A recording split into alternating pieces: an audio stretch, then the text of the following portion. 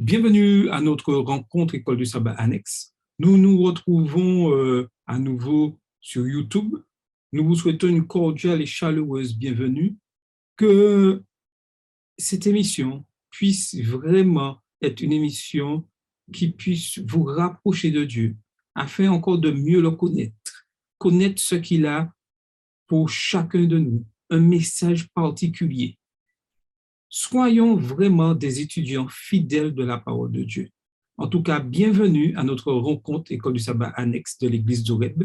Bienvenue à tous et que le Seigneur vous bénisse. Pour continuer notre rencontre, nous allons chanter avec Carole au numéro 18 de notre hymne et louange, le numéro 18. Dieu fort et grand. Bienvenue, Carole. Merci, bonsoir à tous. J'espère que vous avez passé une belle semaine sous le regard de Dieu. Nous voilà encore ensemble ce soir et je vous invite à chanter avec moi. Vos micros sont fermés, mais nous allons chanter ensemble. Dieu fort et grand.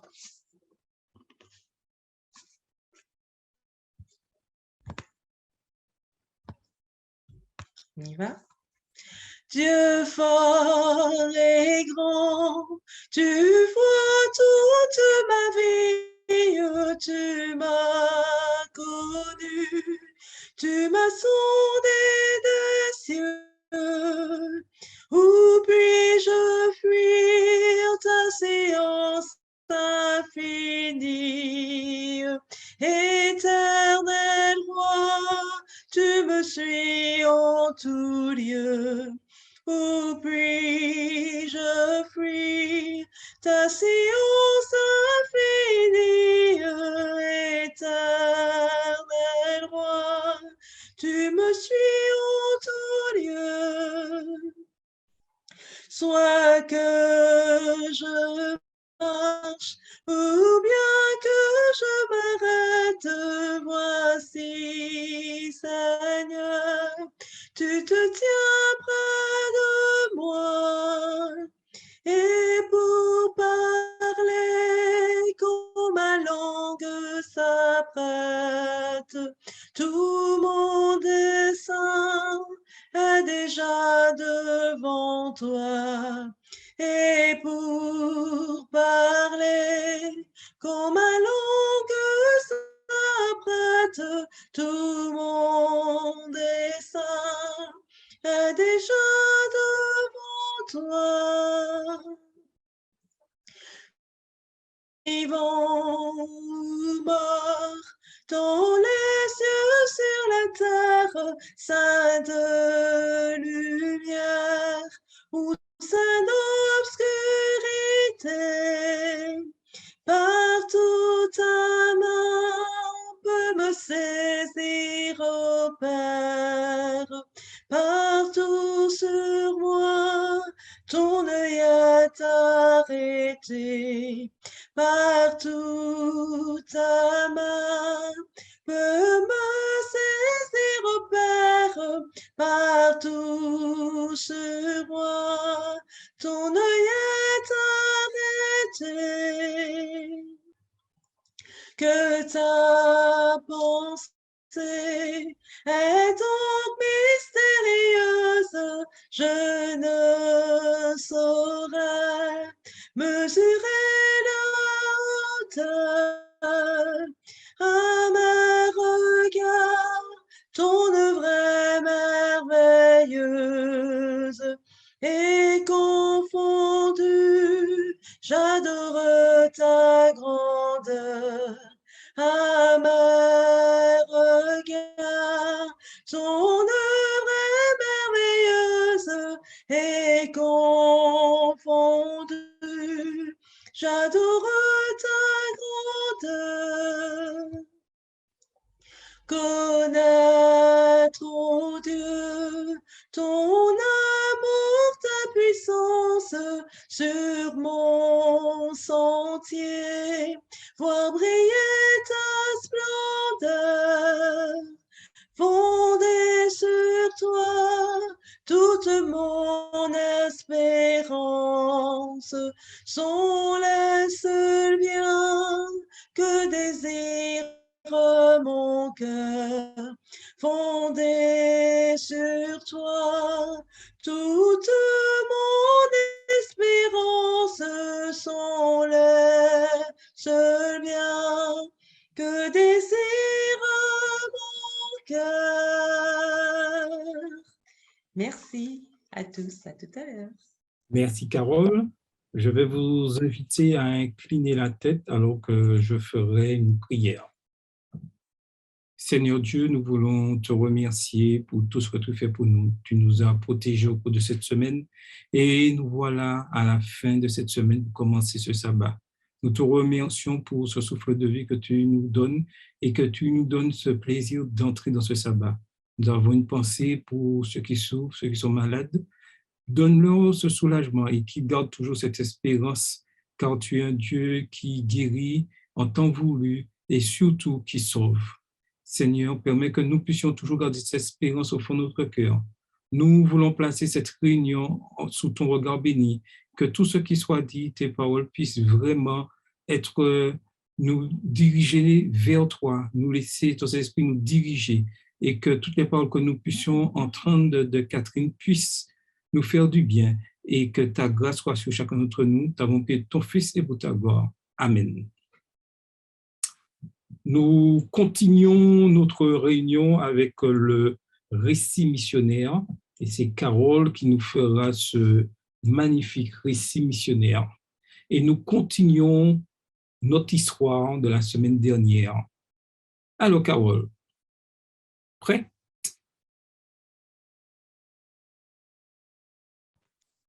Oui, bien sûr, nous voilà à nouveau, je rappelle, dans la division de l'Asie du Pacifique Sud. Nous continuons avec l'histoire de Mario da Costa. On a commencé la semaine dernière, pour ceux qui ont entendu l'histoire, et aujourd'hui, l'histoire s'intitule « Entretenir le jardin de Dieu ».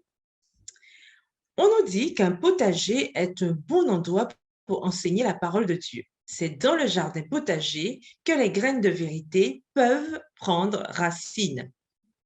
De nombreuses personnes au Timor oriental ont des potagers près de leur maison. Les récoltes sont nécessaires pour la nourriture et des produits supplémentaires sont vendus pour gagner de l'argent.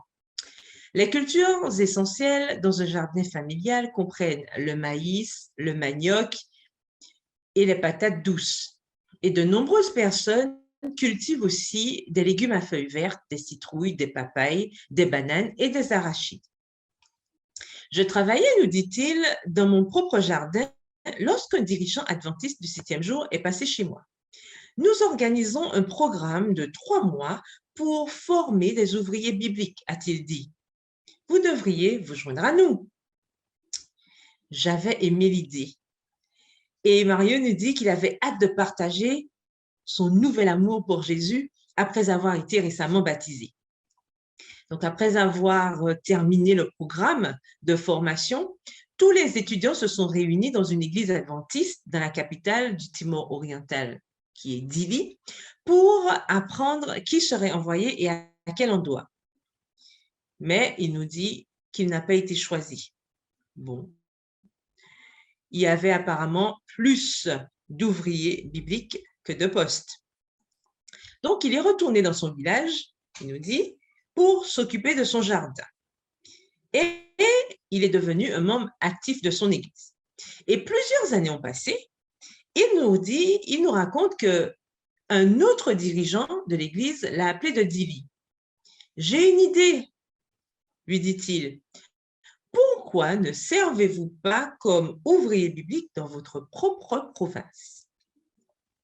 Mario a aimé cette idée. Et peu de temps après, il est arrivé au village de Kodo et il s'est présenté à Adolphe, qui est un des villageois. Il lui a dit qu'il vivait à une certaine distance de là et qu'il avait été envoyé dans ce village, donc Kodo, comme ouvrier biblique de la part de l'église adventiste du 7e jour. Il n'avait jamais entendu parler, on parle d'Adolphe, Adolphe n'avait jamais entendu parler de cette église et il était curieux d'en apprendre davantage. Mario a dit à Adolphe comment il avait appris la vérité bibliques sur le sabbat du septième jour et comment il avait décidé de joindre, enfin plutôt de se joindre à l'Église adventiste du septième jour. Il a ouvert sa Bible et il a expliqué que le vrai jour du Seigneur était le samedi et non le dimanche. Et il pouvait voir au fil de leur conversation qu'Adolphe commençait à être de plus en plus intéressé et que ce qu'il disait le touchait vraiment. Et il priait que le Saint-Esprit puisse convaincre son cœur. Et 3 jours plus tard, il est retourné chez Adolphe et il l'a invité à travailler avec lui dans le jardin de voisins qui s'appelait Angelo. Il avait découvert que les villageois appréciaient son aide dans leur jardin et pendant qu'il travaillait, il pouvait enseigner la Bible. Et pendant qu'Adolphe et lui aidaient Angelo dans son jardin, il a aussi partagé la parole de Dieu. Et il pouvait voir qu'Adolphe et Angelo appréciaient beaucoup leur conversation. Et quand ils ont terminé leur travail, tard dans l'après-midi, Adolphe est venu voir Mario et lui a dit « Pourriez-vous me donner des études bibliques ?» Donc, ils ont commencé à se rencontrer le soir pour des études bibliques. Comme il n'y avait pas d'électricité dans le village, Mario nous dit qu'il a dû fournir du pétrole pour une lampe pendant la journée. Donc, il enseignait la Bible aux autres villageois et en même temps, il les aidait dans leur jardin. Et Adolphe est devenu le premier villageois à rejoindre l'Église adventiste, nous dit Mario. Excellente nouvelle, n'est-ce pas? Puis, Angelo aussi a demandé des études bibliques. Mais Angelo avait dirigé une congrégation locale pendant 12 ans. Et beaucoup de villageois se sont fâchés quand ils ont appris qu'il désirait étudier la Bible avec Mario. Et Angelo a même entendu dire que la vie de Mario était menacée parce qu'il voulait le frapper. Et Angelo s'inquiétait pour sa sécurité et aussi la sécurité de Mario. Donc, il a suggéré qu'il puisse arrêter les études bibliques. Bon, il s'agit d'Angelo. Angelo a suggéré à Mario qu'il puisse arrêter les études bibliques. Et à ce moment-là, ils étaient en train de ramasser et de manger en même temps des noix de coco sèches et pelées dans son jardin. Donc, il s'agit du jardin d'Angelo. Il a remarqué une des noix de coco sèches avait commencé à germer. Et c'était inhabituel qu'une noix de coco sèche germe. Et donc, Mario a dit à Angelo, plantons cette noix de coco et concluons un accord avec Dieu. Si l'œuvre de Dieu vit sur cette terre, alors cette noix de coco vivra aussi.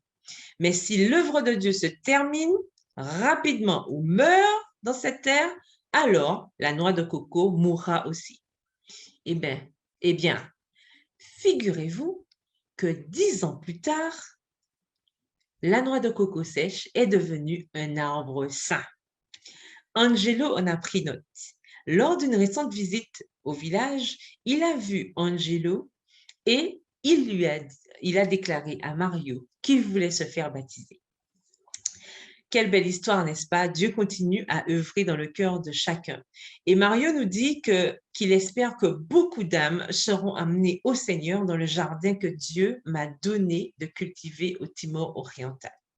Donc, on nous rappelle qu'il y a 6 ans, les offrandes que nous avons versées au 13e sabbat ont aidé à ouvrir la première et la seule école adventiste du 7e jour à Dili, la capitale du Timor oriental.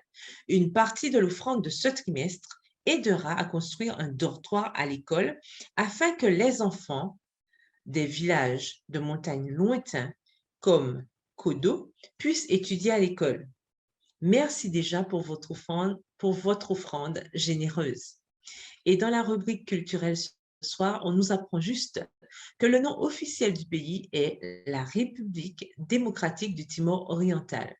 Et c'est une république semi-présidentielle. La capitale Edili. Voilà pour ce soir, c'est la fin de notre histoire. Nous espérons que Dieu continuera à bénir les ouvriers de cette région. Continuons à prier et surtout participons lors du 13e sabbat à cette offrande généreuse afin que des enfants puissent être en mesure d'étudier à l'école adventiste. Que l'Éternel vous bénisse. Bon sabbat à tous et à bientôt. Merci, Carole, pour ce magnifique récit. Maintenant, nous passons à notre partie instruction du manuel d'église et soyons toujours à l'écoute pour être bien formés à la parole de Dieu. Nous voilà à notre partie instruction manuel d'église et nous continuons sur le chapitre responsable et organisation des églises locales. Et en ce soir, nous voyons le département de l'école du sabbat. L'école du sabbat, structure éducative de base de l'Église en matière d'éducation religieuse, répond à 4 objectifs. L'étude des Écritures, la communion fraternelle, la prise de contact avec la société environnante et la mise en lumière de la mission mondiale de l'Église. À la conférence générale, l'école du sabbat et les ministères personnels publient des guides d'études de la Bible pour toutes les classes d'âge, fournissent des canevas de programmes pour l'école du sabbat adaptés au contexte des diverses cultures représentées au sein des divisions mondiales de l'Église, ainsi que de la documentation, des outils pédagogiques et des plans de formation destinés aux animateurs de l'école du sabbat. Ils assurent aussi la promotion des collectes se déroulant dans le cadre de l'école du sabbat et destinées à la mission mondiale de l'Église. L'école du sabbat est une branche importante de l'œuvre missionnaire, non seulement parce qu'elle offre aux jeunes comme aux plus âgés la connaissance de la parole de Dieu, mais aussi parce qu'elle éveille en eux l'amour de ces saintes vérités et le désir de les étudier pour elles-mêmes. Mais surtout, elle leur apprend comment régler leur vie en fonction de ces enseignements sacrés. Si elle est bien dirigée, l'école du sabbat est un des grands instruments qu'utilise le Seigneur pour amener les âmes à la connaissance de la vérité. Maintenant, voyons les responsables de l'école du sabbat et le comité de l'école du sabbat. L'Église élit les responsables de l'école du sabbat et les membres du comité de l'école du sabbat. Ces responsables sont le directeur et ses adjoints éventuels, le secrétaire et ses adjoints éventuels aussi, un responsable pour chaque section, dont les sections adultes et les autres sections, le coordinateur des ministères des enfants et ou le responsable des écoles bibliques de vacances et un secrétaire du fonds de placement de l'école du sabbat. Les responsables, les enseignants et tous les membres de l'école du sabbat doivent collaborer avec les autres départements de l'Église pour toutes les actions missionnaires de prise de contact avec la société, tout en poursuivant l'évangélisation par l'école du sabbat au moyen des classes hebdomadaires habituelles et grâce à diverses activités, organisation de journées de décision, cours de Bible des pasteurs, journées portes ouvertes, école biblique des vacances et école du sabbat annexe, comprenant les clubs bibliques de quartier et les histoires destinées aux enfants. Le comité de l'école du sabbat est l'organe administratif de l'école du sabbat.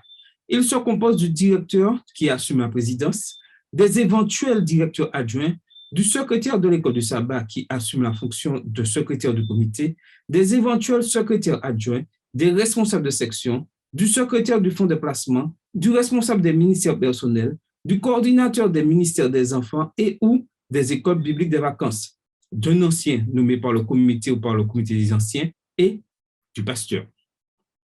Lorsque les responsables ont été élus, le directeur doit au plus tôt convoquer une réunion du comité afin de nommer en fonction des besoins différentes sections. D'autres responsables qui, eux, en feront pas partie du comité. Il peut s'agir des responsables adjoints de section, des directeurs musicaux, des pianistes et ou organistes et des personnes chargées de l'accueil. En plus des responsables nommés dont on vient de fournir la liste, le comité examine les besoins de tous les groupes et sections et nomme des enseignants dont les noms sont soumis au comité d'église pour approbation pour préserver l'intégrité du programme d'études de l'école du sabbat, ainsi que la qualité de l'enseignement qui est dispensé. Le comité choisira les enseignants avec le plus grand soin. plus spécialement lorsqu'il s'agit de sélectionner les enseignants des sections enfantines. Le comité doit se concerter avec les responsables de ces sections. Tous les enseignants doivent être membres de l'Église en situation régulière. Par l'intermédiaire du directeur, le comité assume la responsabilité du bon fonctionnement de l'école du sabbat tout entière. Il se réunit régulièrement selon les besoins. Il s'assure que les outils et la documentation pédagogique, y compris le guide d'études de la Bible de l'école du sabbat, élaboré par la conférence générale, sont disponibles en quantité suffisante. Le directeur est le dirigeant de l'école du sabbat et doit veiller, dès son élection, à son fonctionnement harmonieux et efficace. Il doit apporter son soutien au plan et aux thèmes retenus par le département de l'école du sabbat de la fédération et doit mettre en œuvre les décisions prises par le comité de l'école du sabbat pour le fonctionnement de cette dernière. L'Église peut élire un ou plusieurs directeurs adjoints. Le secrétaire de l'école du sabbat doit établir le rapport trimestriel en remplissant le formulaire approprié tout de suite après le dernier sabbat de chaque trimestre et l'expédier avant la date limite au directeur de l'école du sabbat des ministères personnels de la fédération. Il doit en mettre un exemplaire dans le dossier permanent du secrétaire d'église, en remettre un aussi au directeur de l'école du sabbat et au pasteur et présenter ce rapport à la réunion administrative suivante. Le secrétaire du fonds de placement, en fait, au sein de toutes les sections de l'école du sabbat, la promotion du fonds de placement destiné à soutenir l'œuvre missionnaire de l'Église et tient informer tous les membres des progrès réalisés en ce domaine. Le directeur des écoles bibliques de vacances se charge d'organiser, de promouvoir et de lancer une action d'évangélisation du voisinage passant par les écoles bibliques de vacances annuelles. L'Église peut charger de cette responsabilité le coordinateur des ministères des enfants. Le comité peut nommer un directeur musical pour l'école du sabbat en consultation avec les responsables de section. Expression d'adoration, la musique doit louer le Seigneur. Les chanteurs et les autres interprètes doivent être soigneusement sélectionnés, tout comme doivent l'être les responsables d'autres sections de ce service qu'est l'école du sabbat, appelés à être évalués selon les mêmes critères. Le comité peut aussi affecter des pianistes et des organistes aux différentes sections. Le comité d'église élit un responsable pour chaque section de l'école du sabbat. Le comité de l'école du sabbat peut nommer des adjoints aux responsables de section, si cela s'avère nécessaire.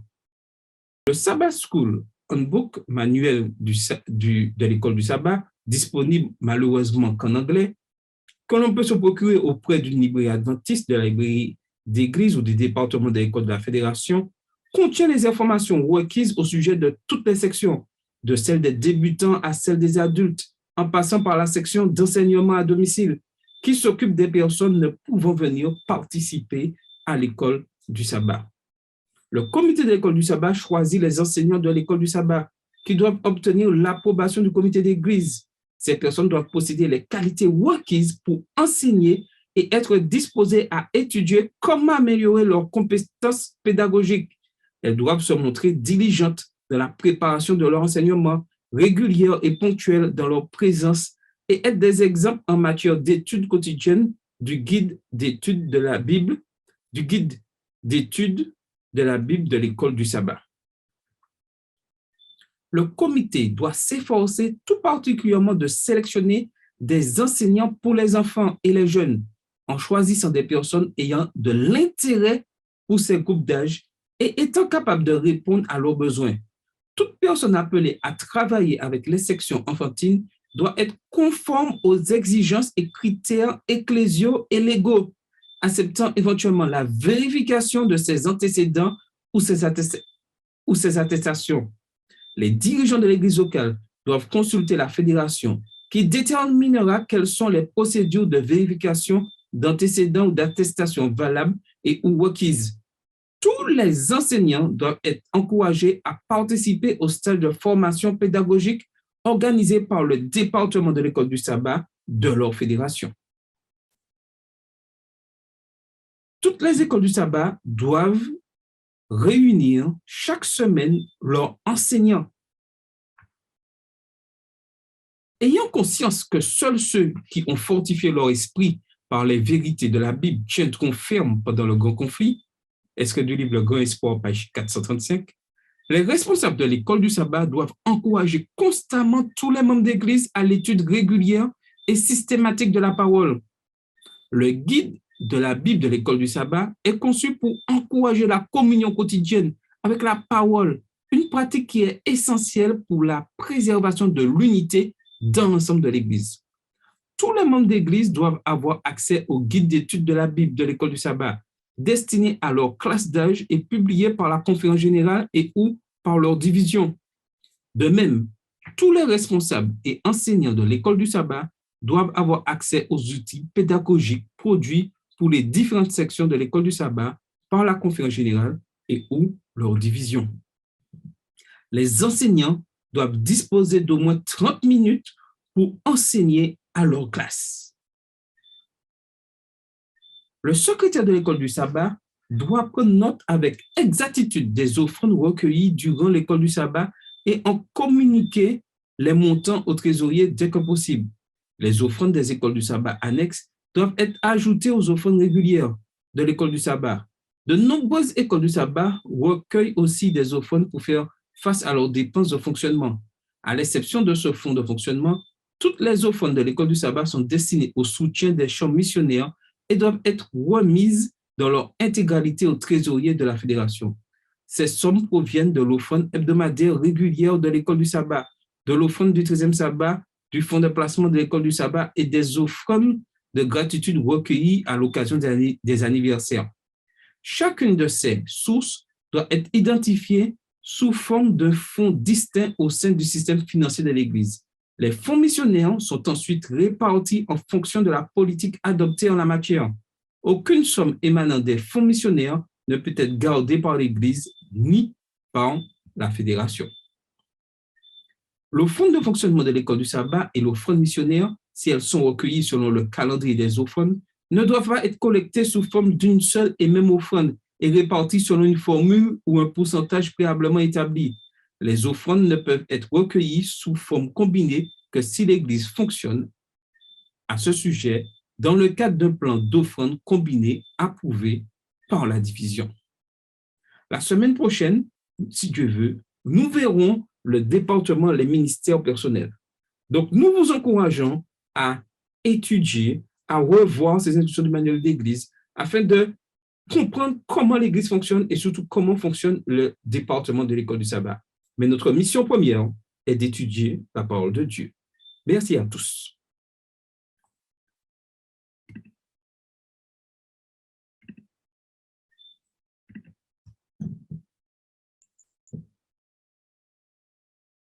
Bonsoir à tous. Maintenant, nous passons à le moment clé de notre rencontre École du sabbat annexe, où nous allons discuter de la leçon de l'école du sabbat.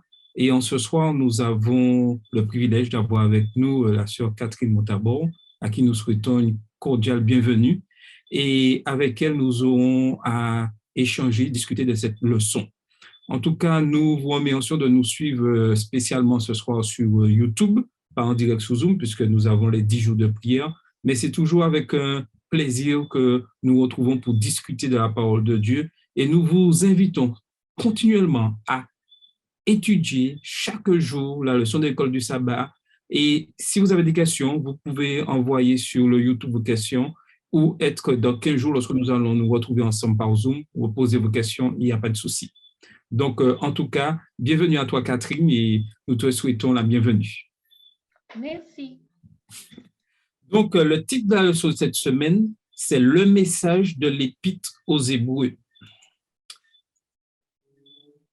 Comme nous l'avons fait remarquer la semaine dernière, les premiers chrétiens du Nouveau Testament lurent cette lettre comme provenant de l'apôtre Paul.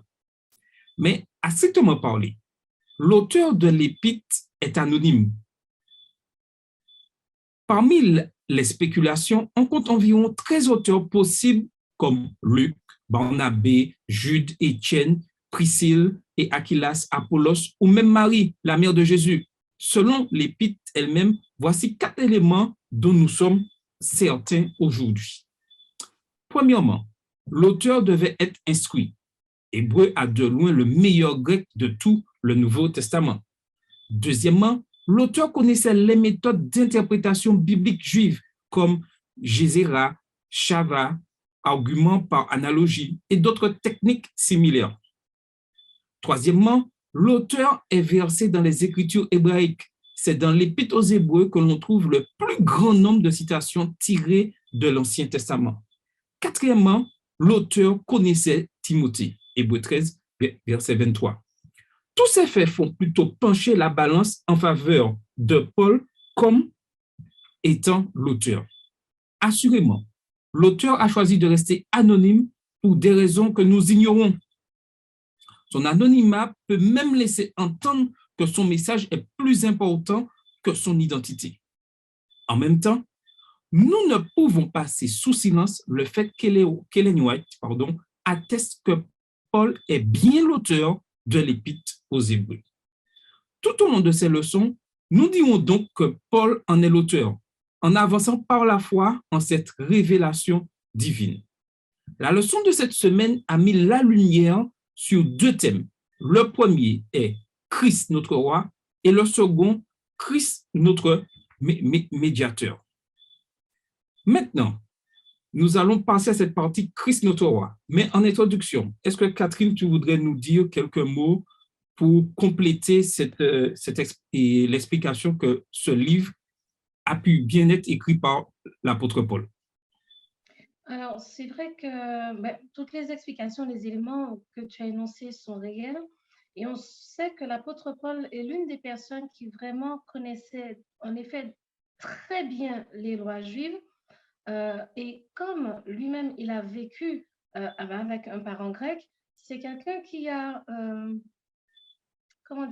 qui a tous les éléments qui peuvent permettre de mettre des ponts, de faire des ponts, mais des ponts pour avoir des relations et permettre aux personnes de cultures différentes d'interagir et de se comprendre.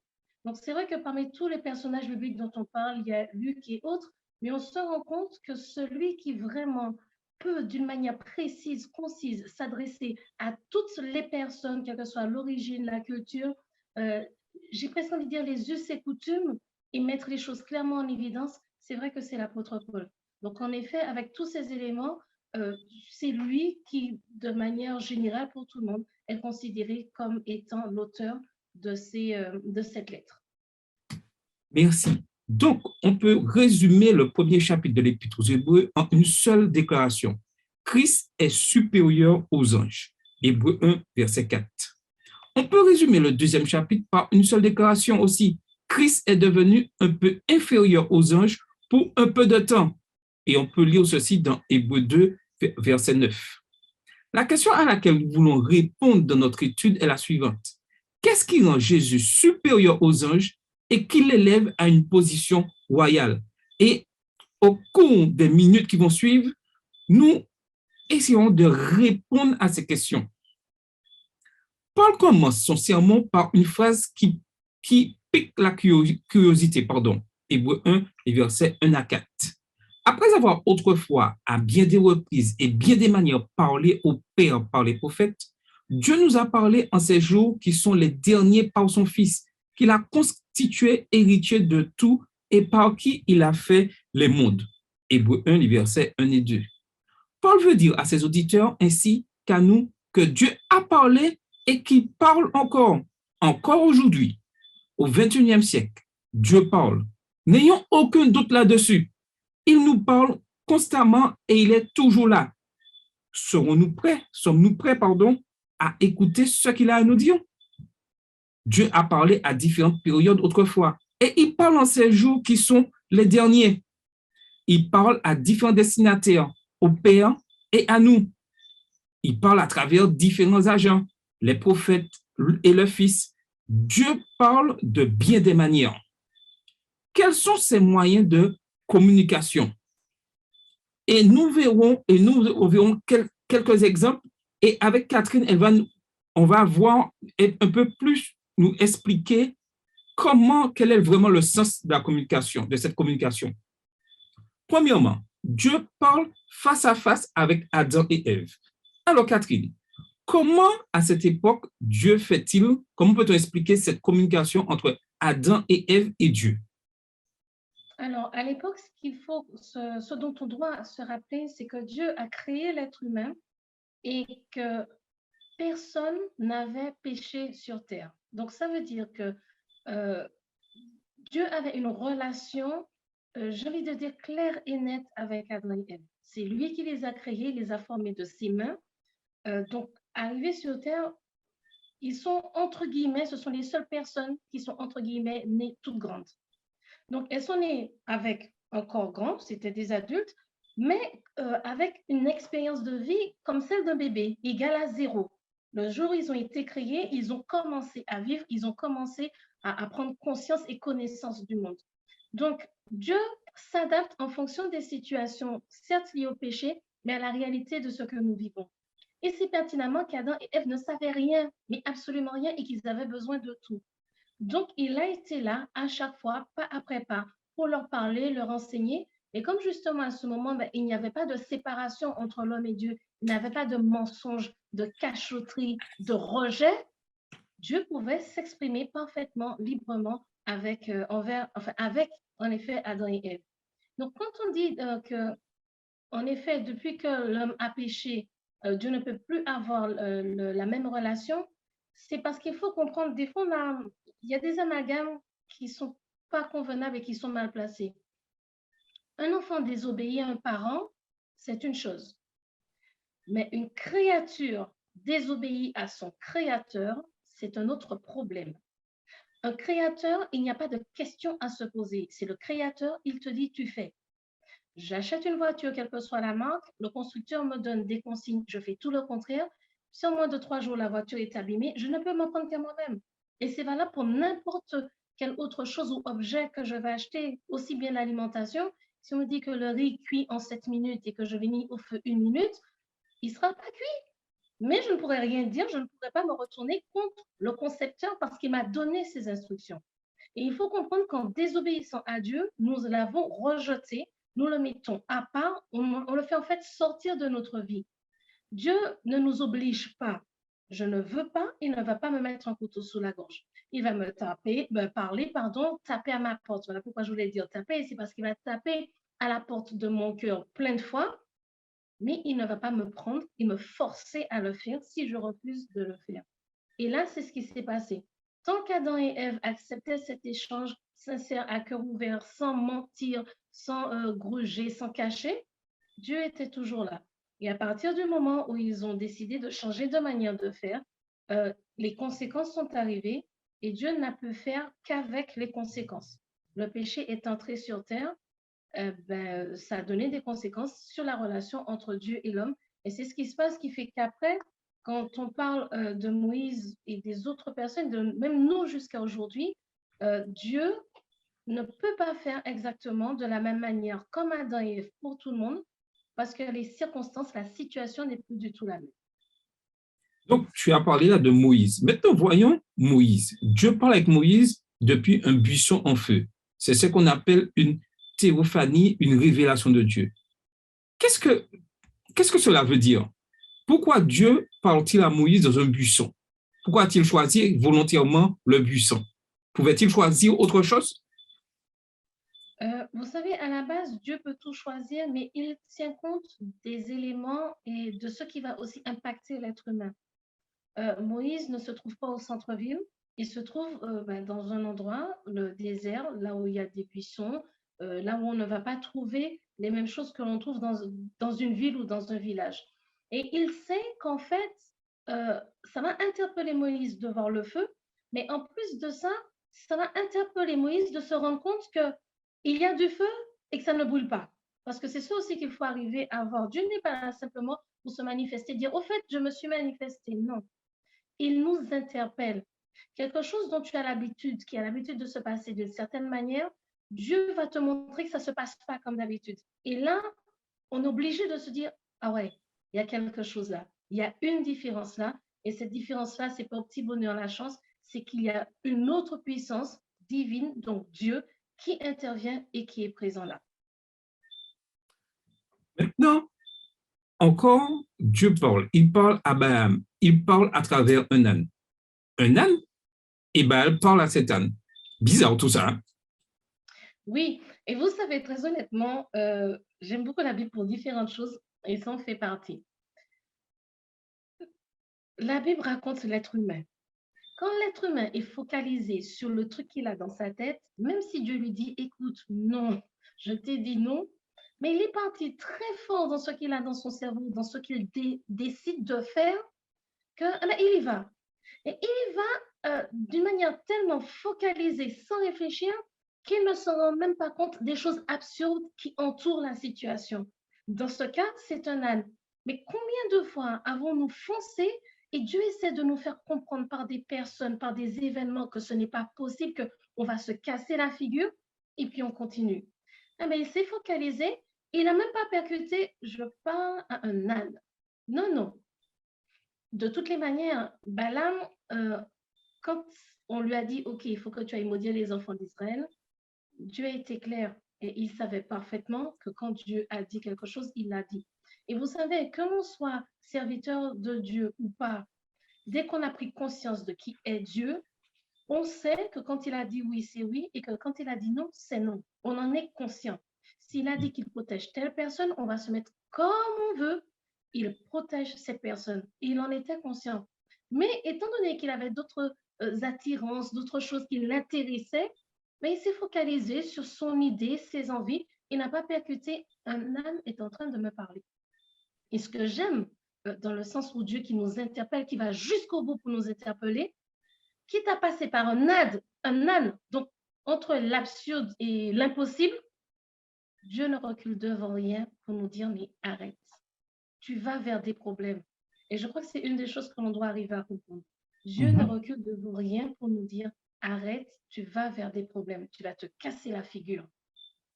Et c'est un exemple que nous voyons dans cette histoire un petit peu surprenante et logique, j'ai presque envie de dire, au travers de l'âne qui parle et s'adresse à Balaam. Tout à fait. Maintenant, voyons encore notre exemple avec Samuel, où Dieu parle à Samuel, et alors que c'est un enfant, en l'appelant par son nom. Est-ce que c'est si important de savoir que Dieu connaît notre nom et nous appelle par notre nom?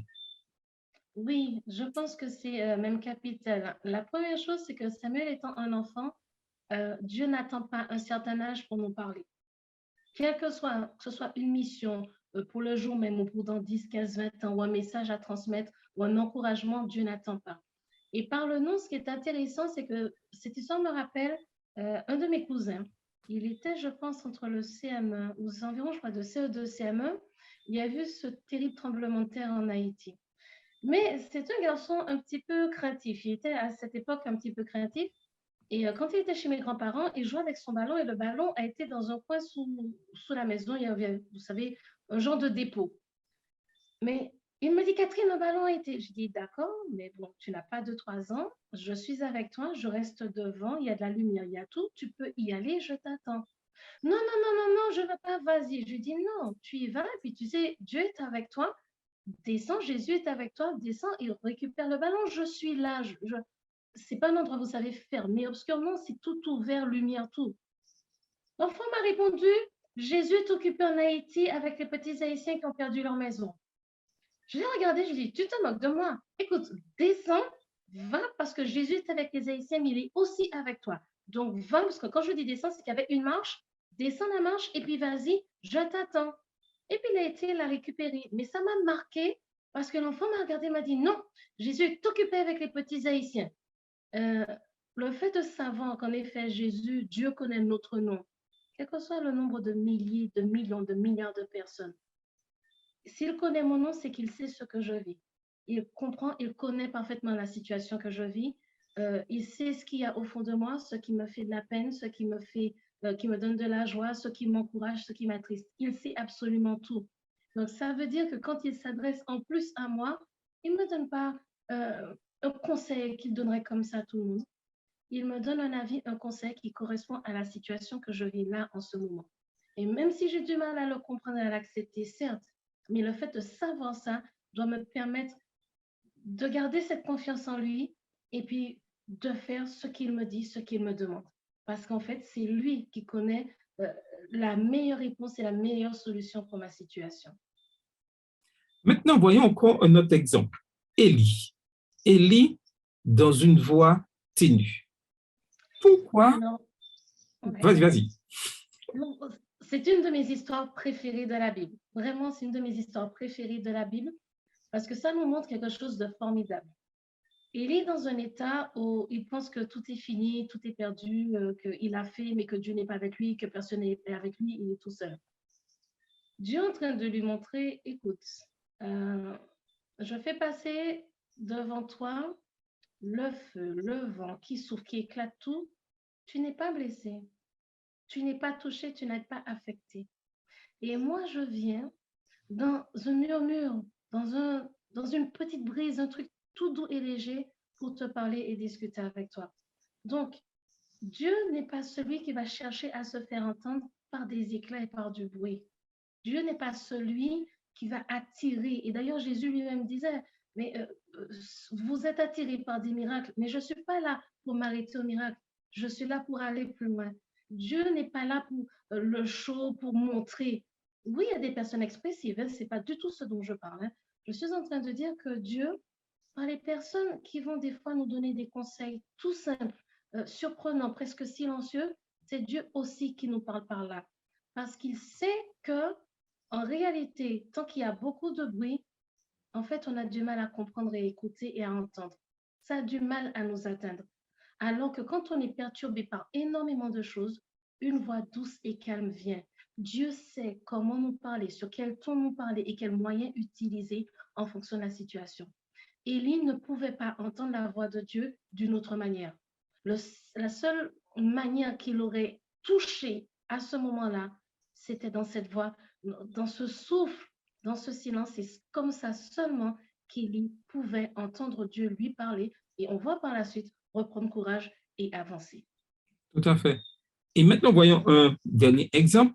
L'exemple, non, à Ésaïe par l'intermédiaire d'une vision dans le temple. C'est notre avant-dernier exemple, pardon. Ésaïe 6, les versets 1 à 9. Pourquoi Dieu parle-t-il dans ces conditions à Ésaïe? Quel est le but? Vous savez, l'objectif, c'est un petit peu aussi la même chose. Quel est le message que Dieu a à transmettre à quel moment?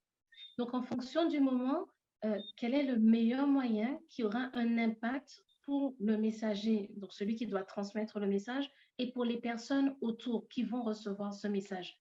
Quelle importance les personnes vont accorder au message? Donc, aussi, le fait d'avoir cette vision dans le temple, ça permet de bien remettre les choses à leur place et dans leur contexte.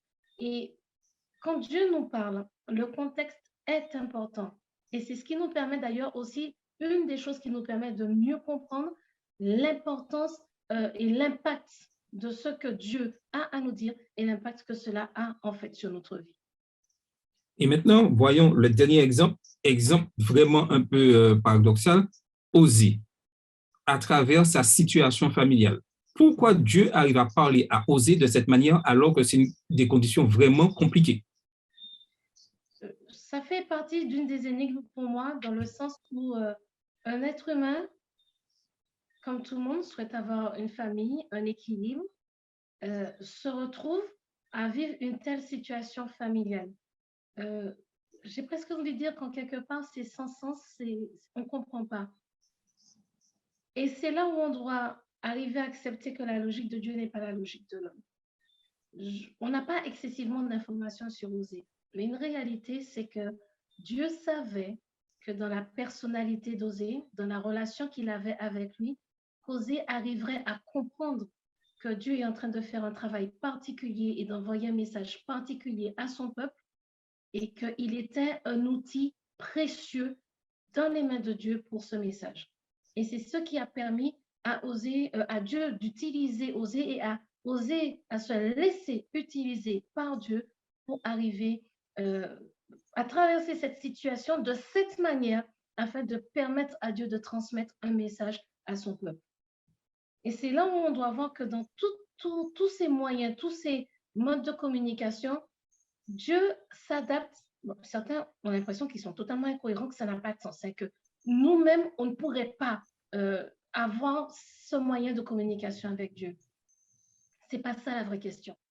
La vraie question, c'est que Dieu, étant donné qu'il s'adresse à moi de la manière dont à tous les coups je vais comprendre, est-ce que moi je prends le temps de l'écouter? Est-ce que j'ai pris le temps d'analyser et d'observer comment Dieu me parle? Parce qu'en fait, c'est ce qui se passe. Dieu sait comment je fonctionne, mais c'est à moi de m'arrêter et de me dire, OK, voilà comment je fonctionne et voilà quand Dieu me parle, à quel moment je suis impactée, je suis interpellée, je prends conscience et je peux aller plus loin. Et savoir reconnaître, mais à chaque fois qu'une telle situation se présente, que telle chose se présente, euh, c'est la manière dont Dieu me parle. Pour certains d'entre nous, ça va correspondre à un moyen de communication. Pour d'autres, à 2, 3, 4 moyens différents de communication. Mais Dieu sait comment, en fonction de la situation, nous atteindre. Et c'est à nous de faire stop et de pouvoir dire, OK, là, c'est Dieu qui est en train de me parler. Et c'est à moi de faire le choix de l'écouter, de lui répondre. En tout cas, tous ces modes de communication ont un point en commun, ils sont incomplets. Et je m'explique. La déclaration finale de Dieu a lieu en ces jours qui sont les derniers, quand il a parlé à travers son Fils. Non seulement Dieu parle à travers les paroles de Jésus, mais Dieu parle également à travers les actions de Jésus. La révélation de Dieu est progressive, mais la progression ne va pas du vrai au plus vrai, de mature à plus mature encore. C'est plutôt un mouvement en avant dans la révélation qu'il fait de lui-même à l'humanité. Quand Jésus parle et agit, c'est Dieu lui-même qui parle. Juste après avoir mentionné le Fils, Paul fait cette affirmation sur ce Fils, Hébreux 1, versets 2 à 4, qu'il élève bien au-dessus de n'importe quel ange.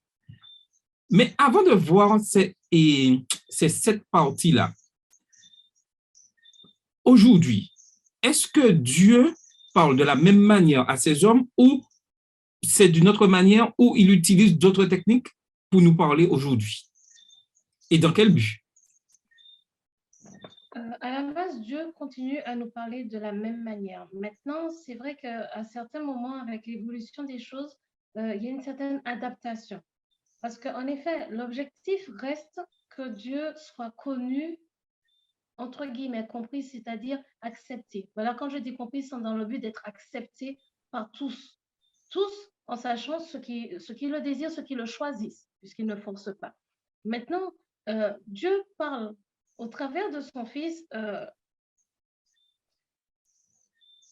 Quand Adam et Ève ont péché, Dieu a dit qu'il y aura quelqu'un qui viendra et ta postérité va venir et quand elle viendra, vous allez pouvoir enfin être libérés de cet emprisonnement, de tout ce qui se passe, des conséquences du péché. Maintenant, Adam et Ève n'avaient absolument aucune connaissance, aucune idée de comment les choses se passeraient. Alors qu'il n'y avait qu'eux, donc ils n'avaient pas encore d'enfants, c'était assez délicat de dire à Adam et Ève, je vous explique un truc. Dans quelques milliers d'années, il y aura des milliers, des millions de personnes sur cette terre. Cependant, certains croiront en moi, d'autres ne croiront pas. Et là, mon fils va venir. Il va venir, il va devoir être crucifié, sacrifié, tout ça, et puis il va repartir et il va revenir en triomphe. Et que là, les personnes qui l'auront accepté, c'était impensable. Il n'y avait que 2 êtres humains sur Terre. La technologie qui aujourd'hui, ils ne connaissaient pas. Ils ne connaissaient pas les maisons, les villes. Il n'y avait absolument pas ça. Donc, le temps d'expliquer aux gens, écoutez, voilà ce qui va se passer, ça aurait été tellement inconnu pour eux que finalement, ça les aurait perdus. Et c'est là on se rend compte qu'il y a en effet une progression dans la connaissance de Dieu, dans pas seulement la connaissance, mais dans la révélation de Dieu lui-même. Il a toujours été très clair concernant son amour, vous comprenez bien. Il n'a pas fait de mine et peut-être qu'il nous aime, qu'il nous aime pas. Il a toujours été très clair concernant son amour. Il a toujours été très clair dans sa volonté de sauver l'être humain et de le pardonner, de lui pardonner, pardon. Ça a été clair. Là où la différence est arrivée, c'est le plan, la révélation du plan de comment ça va se passer. Et quand je parle de révélation du plan et de Jésus, c'est pas Jésus un élément du plan. mais Jésus, le Fils de Dieu qui est venu sur terre et qui, en vivant cette vie en tant qu'être humain, nous donne un élément de comparaison on ne peut plus juste, équilibré et j'irais jusqu'à dire digne à suivre.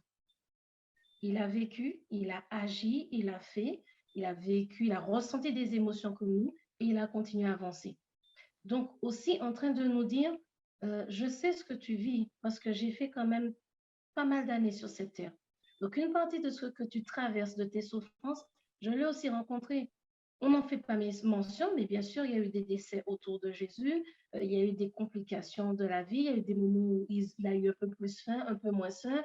Enfin, on sait d'ailleurs que quand il est petit, ses parents ont dû fuir en Égypte. Donc, on a quand même des éléments qui montrent que Jésus a vécu une vie d'être humain, et pas un petit peu, une véritable vie d'être humain. Donc, quand cette révélation-là est vue au fur et à mesure, c'est en effet aussi par rapport à ce que l'être humain peut comprendre et va pouvoir intégrer, assimiler de manière à vraiment mieux comprendre Dieu au fur et à mesure et avancer avec lui. Cependant, cela ne signifie pas que ceux qui étaient présents sur Terre, par exemple, 1000, 2000, 3000 ans avant Jésus, ne pouvaient pas connaître Dieu, donc ils étaient incapables de faire un choix. C'est pas ça. Dieu, comme je le dis, je le répète, a toujours été très clair dans son amour pour nous, dans sa volonté de nous sauver et de nous pardonner. Donc, il a donné aussi des instructions claires pour permettre que lorsque Jésus meurt, le pardon à ce moment-là, en effet, soit effectif, mais que chacun ait la possibilité de faire cette démarche de demande de pardon et de recevoir le pardon de Dieu. OK.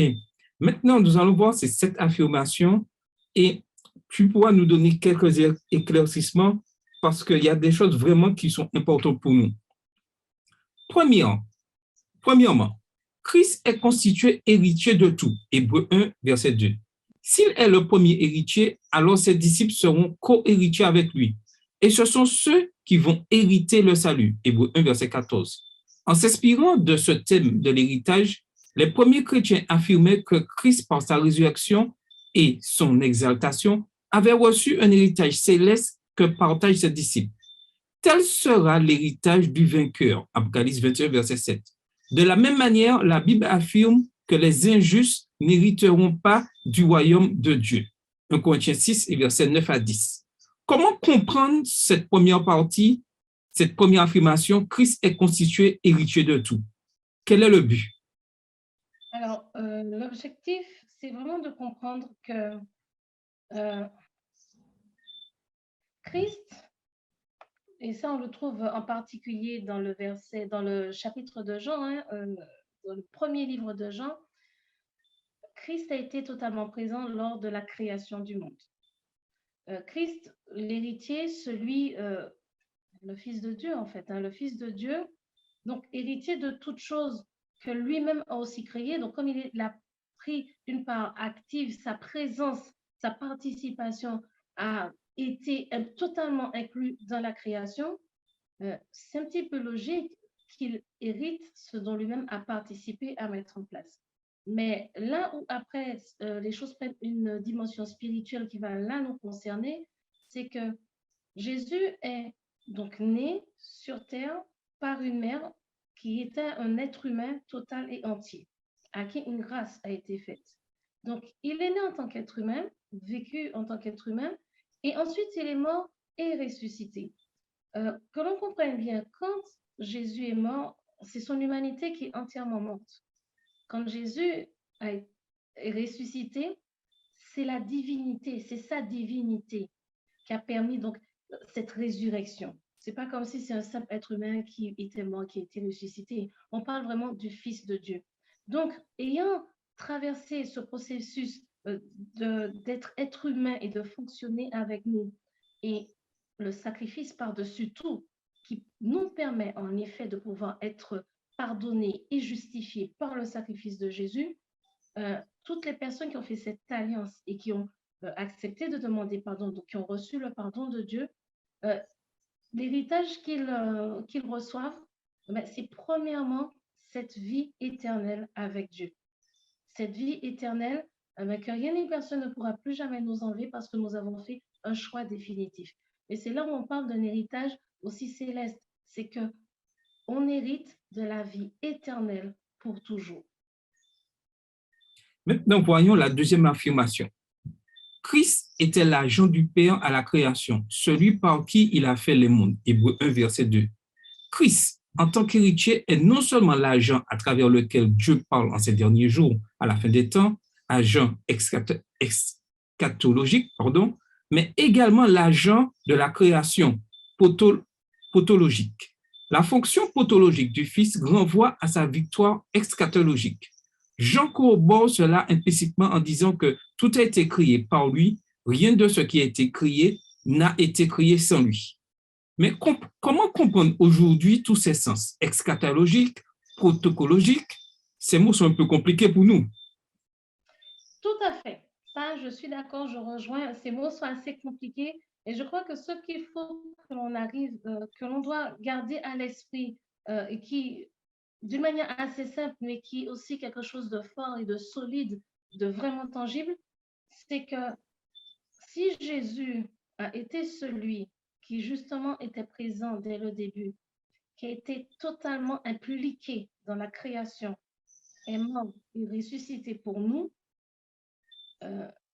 je vais dire quelle preuve supplémentaire Dieu peut-il donner de son amour?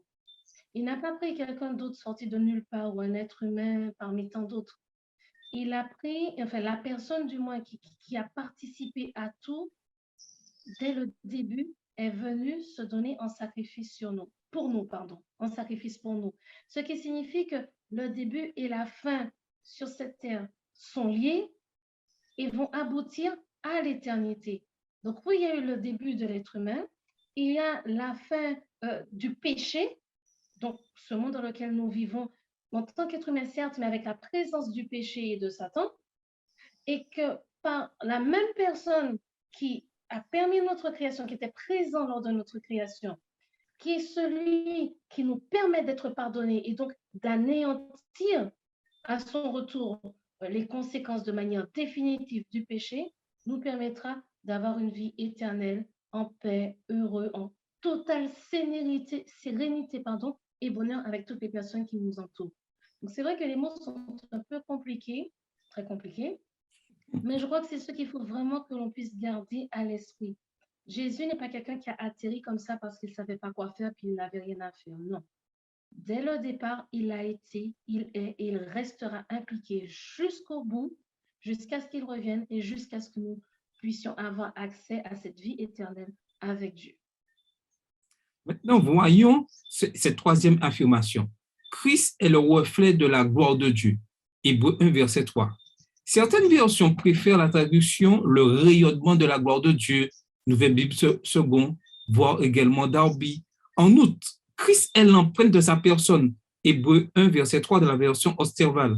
En grec, le terme traduit par empreinte, caractère, implique une marque imprimée sur un objet, notamment une pièce de monnaie. Les deux descriptions de Jésus comme étant le reflet et l'empreinte de Dieu disent la même chose. Jésus est la représentation exacte et complète du divin.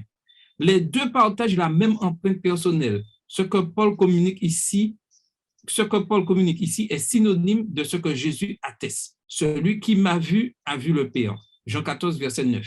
Il n'y a pas de meilleur révélateur de Dieu que Jésus-Christ. Si nous voulons savoir qui est Dieu, alors nous devons connaître Jésus. Est-ce que c'est vraiment indispensable aujourd'hui, parce qu'on entend certaines personnes parler plus de Jésus, d'autres parler de Dieu, est-ce qu'il y a un effet contraire de mettre en opposition de croire plus à un que l'autre ou il faut croire aux deux? Comment dire? Croire plus à l'un qu'à l'autre nous posera un problème parce que la Trinité, il y a le Père, le Fils et le Saint-Esprit. Maintenant, c'est vrai que au premier abord, c'est un peu compliqué. Pour certaines personnes, surtout quand on n'a pas l'habitude, c'est quoi Jésus, le Père, et puis après, quand on veut ajouter d'autres personnes encore à la relation, quand on veut inclure, oui, mais on peut prier Dieu, mais on peut prier aussi un tel, et puis il y a, euh, on finit en réalité par s'égarer de ce que la parole de Dieu dit et qui est clair. Dieu a créé l'homme et la femme, l'être humain à son image. L'objectif, c'est que nous puissions revenir à la ressemblance de Dieu, à celui qui nous a créés. Maintenant, c'est comme pour toute chose, nous avons besoin d'un exemple. Jésus est venu pour nous donner cet exemple vivant avec nous. Et nous avons dans la Bible, dans la parole de Dieu, nous avons différentes expériences de Jésus.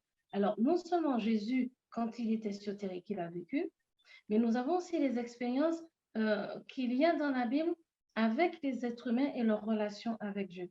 Et quand on compare et on les regarde, absolument rien ne va en contradiction. Dieu a toujours agi de la même manière.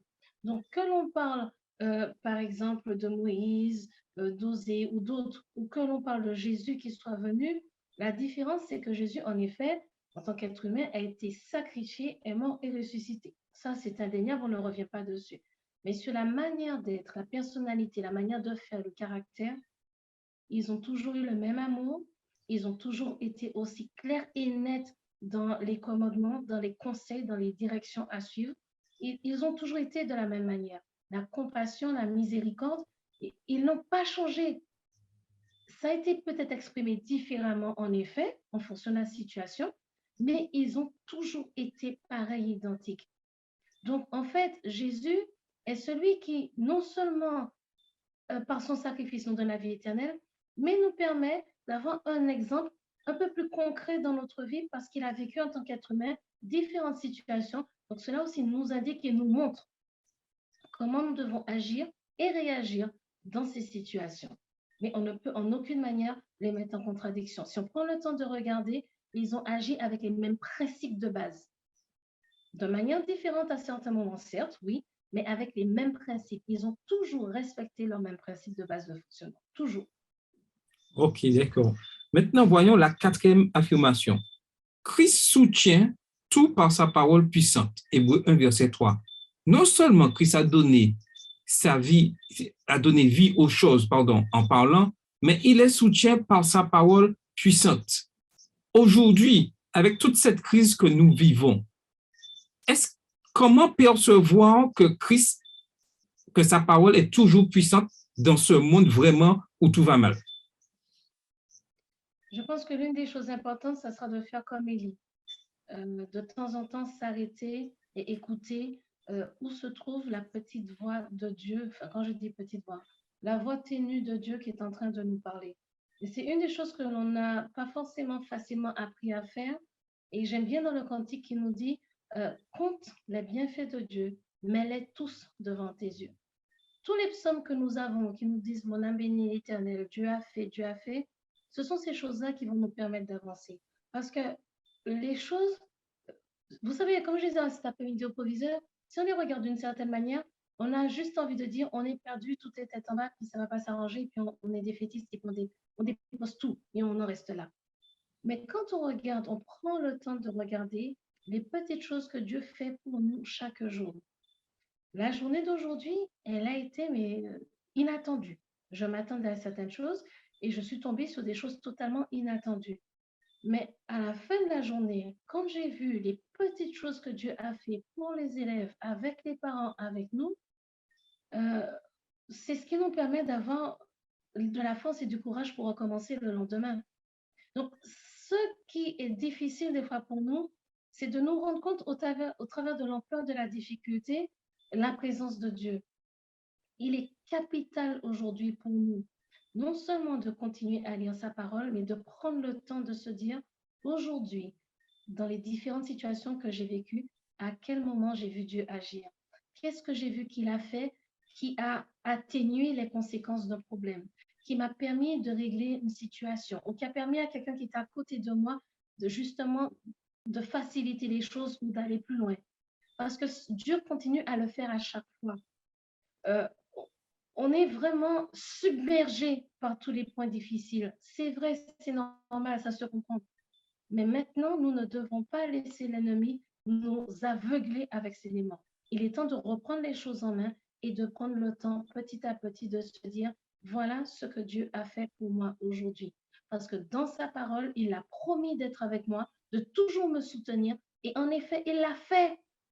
Il promet d'être là et il l'a fait. Parce qu'aujourd'hui, voilà ce qu'il a fait dans ma vie, voilà ce qu'il a fait dans la vie de mes proches, de mes camarades, de mes amis. Voilà ce qu'il a fait. Maintenant, voyons cette cinquième affirmation. Christ a fait la purification des péchés.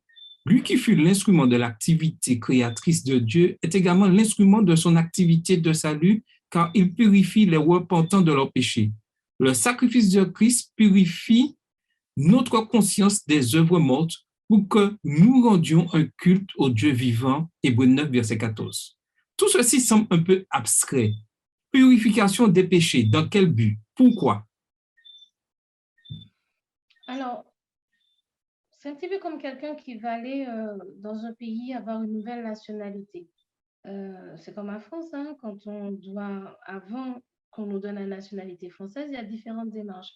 Et parmi les démarches, ben, on s'assure que la personne quand même parle la langue du pays concerné suffisamment convenablement, a montré des signes d'intégration, mais de se sentir à l'aise, de se sentir confortable. Quelqu'un qui a l'habitude de mentir et de voler aura du mal à rester au ciel. C'est pas compliqué. Parce que les gens autour ne sont pas des voleurs. Il va se sentir surpris, bien mal à l'aise entre personnes qui se font confiance, la joie, la paix, et puis mensonge et vol. Maintenant, c'est clairement écrit dans les 10 commandements, tu ne déroberas point et tu ne porteras point de faux témoignages. En tant qu'être humain vivant sur Terre, nous commettons encore des péchés. Il y a encore des erreurs que nous faisons, parfois consciemment, des fois inconsciemment. Et puis, au fur et à mesure aussi, on apprend et on se rend compte, ah, mince, je faisais ça comme ça, j'avais tort, je dois changer d'attitude. Mais il faut que quelque chose se passe pour que je change d'attitude, pour que là, aujourd'hui, je justement commence à être transformée à la ressemblance de Dieu. Et ça passe par la purification. C'est-à-dire que Dieu me pardonne, oui, mais la purification veut dire que mon caractère aussi doit changer et que toutes ces traces de choses que je fais qui ne correspondent pas à Dieu, qui ne correspondent pas à sa volonté, qui ne sont pas en accord avec son caractère, justement, qui ne correspondent en rien à son caractère, ces choses doivent disparaître. Et c'est la purification de Jésus qui permet cette disparition. C'est lui qui permet une transformation vraiment jusqu'au fond des moindres recoins de notre cerveau pour changer notre manière de penser, de parler, d'agir, de faire toutes choses. Et c'est c'est ce qui se passe quand on parle de purification. C'est que c'est pas simplement je n'ai plus de péché, mais la racine là qui me faisait pécher, la manière de penser que j'avais, qui me faisait avoir une certaine attitude pécheresse, il va falloir que cette manière de penser, que cette conviction, que ces principes de vie disparaissent et qu'ils puissent faire place aux principes de vie de Dieu dans mon esprit, dans mon cœur, dans mon mental pour agir différemment. Maintenant, voyons cette sixième affirmation. Christ, après avoir accompli son œuvre expiatoire, s'est assis à la droite de la majesté dans les hauteurs. Cette position assise est une allusion directe au psaume 110, verset 1, cité à la fin du premier chapitre. « Assieds-toi à ma droite, jusqu'à ce que je fasse de tes ennemis ton marchepied. » Hébreux 1, verset 13. Lors de son procès, Jésus parla au Sanhédrin en ces termes. « Vous verrez le Fils de l'homme assis à la droite de la puissance. » Matthieu 26, verset 64. Pour nous, aujourd'hui, que représente le fait que Christ soit assis à la droite du Père? Christ assis à la droite du Père, c'est l'assurance que nous avons que, au-delà de tout ce qui se passe, il y a une justice en quelque part. Que nous, chrétiens, qui avons conscience que les choses ne s'arrêtent pas là, dans cette vie que nous vivons là, cela nous donne un espoir pour le futur. L'être humain, au fur et à mesure qu'il grandit, se projette dans l'avenir. Certaines personnes vont se projeter plus facilement que d'autres dans l'avenir au point de vue éternel, donc dans l'éternité avec Dieu. Ils vont plus facilement se projeter là aujourd'hui en 2022 et puis après en 2026, 2030 et etc. Maintenant, c'est la manière dont nous allons comprendre et intégrer la présence du Fils à côté du Père, donc à la droite de la puissance, donc du Tout-Puissant, c'est le Tout-Puissant. Qu'est-ce que cela a comme impact pour nous et qu'est-ce que ça va changer? C'est difficile de voir que dans ce monde où Dieu est censé être tout-puissant, je suis victime de tant d'injustices. Ce n'est pas Dieu qui est en train de régner sur ce monde. Ce n'est pas lui que tout le monde suit, à qui tout le monde obéit, malheureusement. Donc, les conséquences de ce qui nous arrive sont liées à nos propres choix et aux choix de ceux qui nous entourent et aux conséquences. Quel que soit le choix que je fais, les conséquences positives et négatives ou négatives seront ressenties par mes proches. Et c'est ce qui m'arrive. Je subis les conséquences positives et ou négatives des décisions de ceux qui m'entourent ou de ceux qui m'ont précédé. Donc, pour nous aujourd'hui, la puissance de Dieu, c'est que oui, je peux changer d'attitude. Oui, grâce à cela, je peux amener des choses positives à ma famille, à mes enfants ou à mes proches. Et par-dessus tout cela, quand je me projette encore plus loin, eh bien, quand Dieu reviendra, j'aurai bénéficié de cette justice d'une manière pleine et entière. Je sais et je reconnais que quand on est jeune, pas simplement jeune adolescent, mais même quand on est jeune, 20, 25, 30 ans, on a du mal à se dire, ouais, mais un jour les choses seront justes, mais pour l'instant c'est injuste. Et aujourd'hui, moi, c'est dans ça que je vis. C'est ce qui m'arrive. Et je ne vois pas comment je vais m'en sortir. Et je n'ai pas prévu d'attendre 70 ans de mourir avant que Dieu revienne pour que les choses soient enfin justes. Pour qu'on exerce de la justice envers moi et qu'on agisse de manière juste et équitable envers moi. C'est vrai. Mais nous devons, tant que possible, ne pas limiter notre vie aux années sur Terre, mais à l'ensemble de l'éternité. Et arriver au fur et à mesure, aussi difficile que cela soit, parce que ce n'est pas facile, à vivre avec toutes les petites choses que Dieu fait pour nous encourager, en nous disant, c'est vrai que pour l'instant, les choses sont injustes, mais il ne m'a pas abandonné. Il me soutient, je suis toujours là à avancer avec force et courage. Même s'il y a des fois, il y a des bas, oui, c'est normal. Mais c'est ce que nous pouvons nous dire pour pouvoir avancer.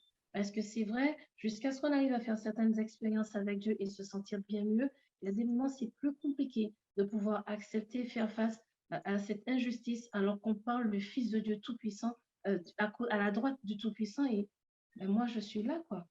Et j'ai l'impression qu'il ne fait rien pour moi. Il fait. L'ennemi ne veut pas que nous voyions ce qu'il fait, mais il fait. Et il fera encore plus par la suite. Et maintenant, voyons la dernière affirmation. Christ est devenu d'autant supérieur aux anges qu'il a hérité un nom plus remarquable que le leur. Hébreux 1, verset 4. À quel point Christ est-il supérieur aux anges? La réponse à cette question se trouve dans la série de citations qui suivent. Hébreux 1, les versets 5 à 14. Christ est digne d'adoration. Hébreux 1, verset 6. Ce que les anges n'acceptent pas. Ce que les anges n'acceptent pas. Apocalypse 19, verset 10. Apocalypse 22, 8 et 9. Christ a un trône et un sceptre. Hébreux 1, verset 8. Il a été loin comme moi. Hébreux 1, verset 9. Il a créé les cieux et la terre. Hébreux 1, verset 10. Et il est assis à la droite de Dieu, Hébreux 1, verset 13. Christ est devenu supérieur aux anges, renvoie dans ce contexte à sa cérémonie d'intronisation. Que représente pour nous aujourd'hui, en tant qu'étudiants de la parole de Dieu, le fait que Christ ait cette position au ciel, supérieure aux anges? Cela représente pour nous que pour toute personne qui éventuellement douterait du fait que Christ n'a pas été créé comme les anges ont été créés, toute personne qui en effet considère les anges supérieurs aux êtres humains, Christ est encore au-delà de ça. Il est au-dessus de ça. J'ai envie de dire, quand on parle justement de cette supériorité, pour nous créatures, Christ est totalement intouchable. Il est au-dessus et au-dessus de nous tous. Donc, Christ est notre roi, notre créateur. Il a créé le ciel, les cieux et la terre. Et au-delà des anges, il est le créateur qui demeurera toujours. Donc là où on pourrait se poser des questions, et par exemple, quand on va au niveau des anges, on parle des anges et des anges déchus, Christ ne sera pas déchu parce qu'il n'est pas une créature. Donc, il restera toujours celui sur lequel on pourra compter de manière indéfectible, celui seul à qui on donnera notre adoration, pas à un être humain, pas à une autre créature, mais à Christ, à Dieu, à personne d'autre. Et nous avons l'assurance que tout ce qu'il a fait ne tombera pas en désuétude, ne sera pas jeté à la poubelle parce qu'il est là au-dessus de tout cela, de tout ce qui pourrait hypothétiquement atteindre notre vie à nous, créatures. Christ est au-delà de ça. Donc, il est l'assurance, la ferme assurance qui nous permet de dire que ces choses vont se produire, que nous serons sauvés, que nous pourrons être sauvés et vivre éternellement avec lui. Que les promesses qu'il a faites, que sa venue sur terre, quand il a dit je m'en vais auprès de mon Père, vous préparez une place, c'est une réalité. C'est pas de l'à peu près, c'est pas du peut-être, c'est pas si mon Père veut. Vous m'avez choisi, je vous prépare une place et on sera ensemble pour l'éternité. Et tout à fait. Et je vais confirmer tout ce que tu viens de dire par cette question, qu'est-ce qui rend Christ supérieur aux anges? Dieu a parlé à bien des reprises et de bien des manières au Père par le passé.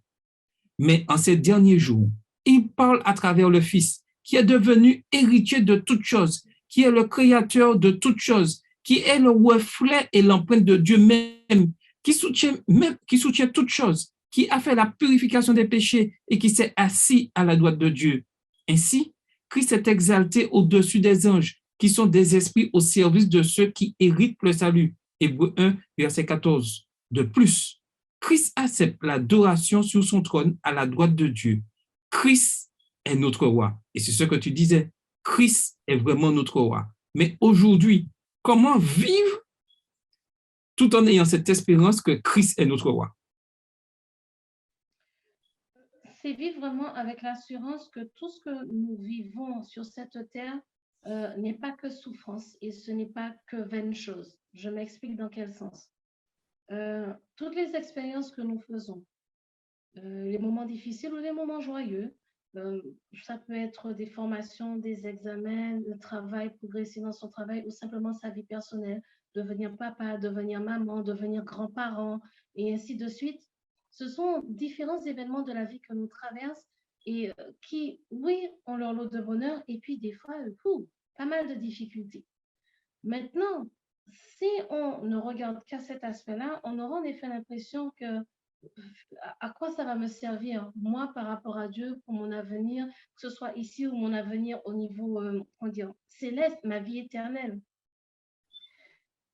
Tout ce que nous vivons, nous le faisons avec notre cerveau, notre esprit, nos principes de vie et nos valeurs.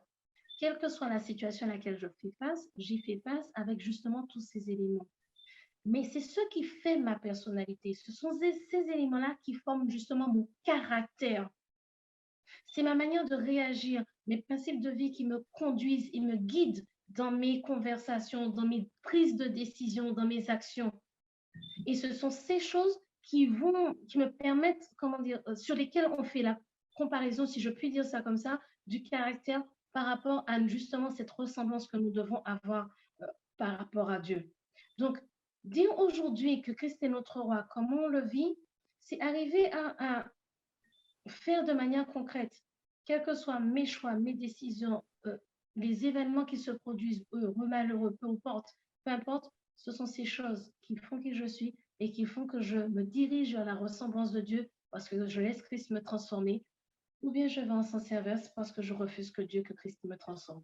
Et c'est ce que l'on doit comprendre, c'est cette relation-là que nous devons arriver à faire pour en effet faire que le fait que Christ soit notre roi soit quelque chose de concret. Parce que c'est vrai qu'on parle, on a les 10 commandements, on a ci, on a ça, qu'est-ce que Jésus aurait fait à ma place? D'accord. Mais ce n'est pas simplement qu'est-ce que Jésus aurait fait à ma place, mais comme il aurait fait ça, je le fais. Mais c'est l'ensemble du caractère, de la manière de penser, de la personnalité. Est-ce que je ressemble à ces personnes? Et comment je fais pour ressembler? Ça ne peut pas se limiter au samedi matin. Ça ne peut pas se limiter aux réunions de prière. Toutes ces petites choses, on les voit dans toutes les actions, les attitudes, les décisions et les événements de ma vie. Je deviens parent, comment j'agis envers mes enfants? Ce bonheur d'être parent, imaginons ce que Dieu ressent quand l'un d'entre nous se baptise. C'est aussi ça. Quand il y a la cette scène, quand nous avons demandé pardon et que Dieu est heureux de voir que nous continuons cette alliance avec lui, je me suis réconciliée avec mon enfant. J'ai réussi à passer une étape où on discutait, on avait des petits conflits, où on avait un front, on avait une incompréhension. On a réussi à dépasser cette incompréhension. Imaginez comment vous êtes heureux. C'est comme ça que Dieu est heureux. Donc, de la même manière que, justement, cette incompréhension, ce travail que je fais de communication avec mes enfants, avec mon entourage pour avancer, c'est de cette manière que je mets en application la communication que j'ai avec Dieu. Parce qu'il ne faut pas se tromper. La même manière dont je parle avec Dieu, cela se ressent dans ma communication avec les autres. Il ne faut pas que l'on se trompe. Les deux choses vont ensemble. Et c'est le fait de comprendre ça qui nous aide à faire des efforts, à voir comment on fait ces efforts et qui vont améliorer nos relations avec les autres en même temps que nos relations avec Dieu. Je- une question me vient après et la réflexion sur ce que tu viens de nous dire, mais aujourd'hui, avec cette crise de COVID-19, où on peut pas, on ne va plus au temple, où les habitudes ont complètement changé et on souhaite revivre les choses. Comment, en réalité, aujourd'hui, dans cette crise-là, vivre tout en sachant que Christ est notre roi? Avoir cette espérance, cet espoir. Parce que vraiment, on se sent un peu désorienté dans toutes ces choses et on espère retourner dans le revivre ce qu'on vivait auparavant, mais en même temps, on a une espérance. Comment allier les deux?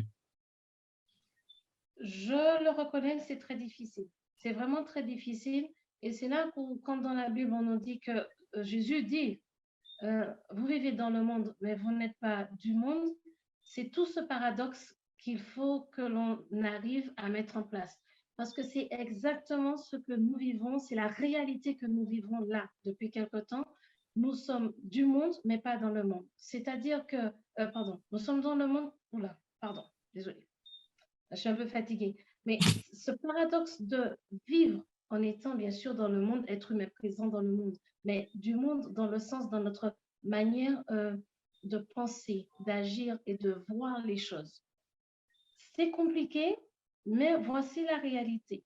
Nous avons toute cette situation qui nous perturbe totalement, c'est sûr. Nous avons cette grande incertitude, on ne sait pas ce qui va se passer.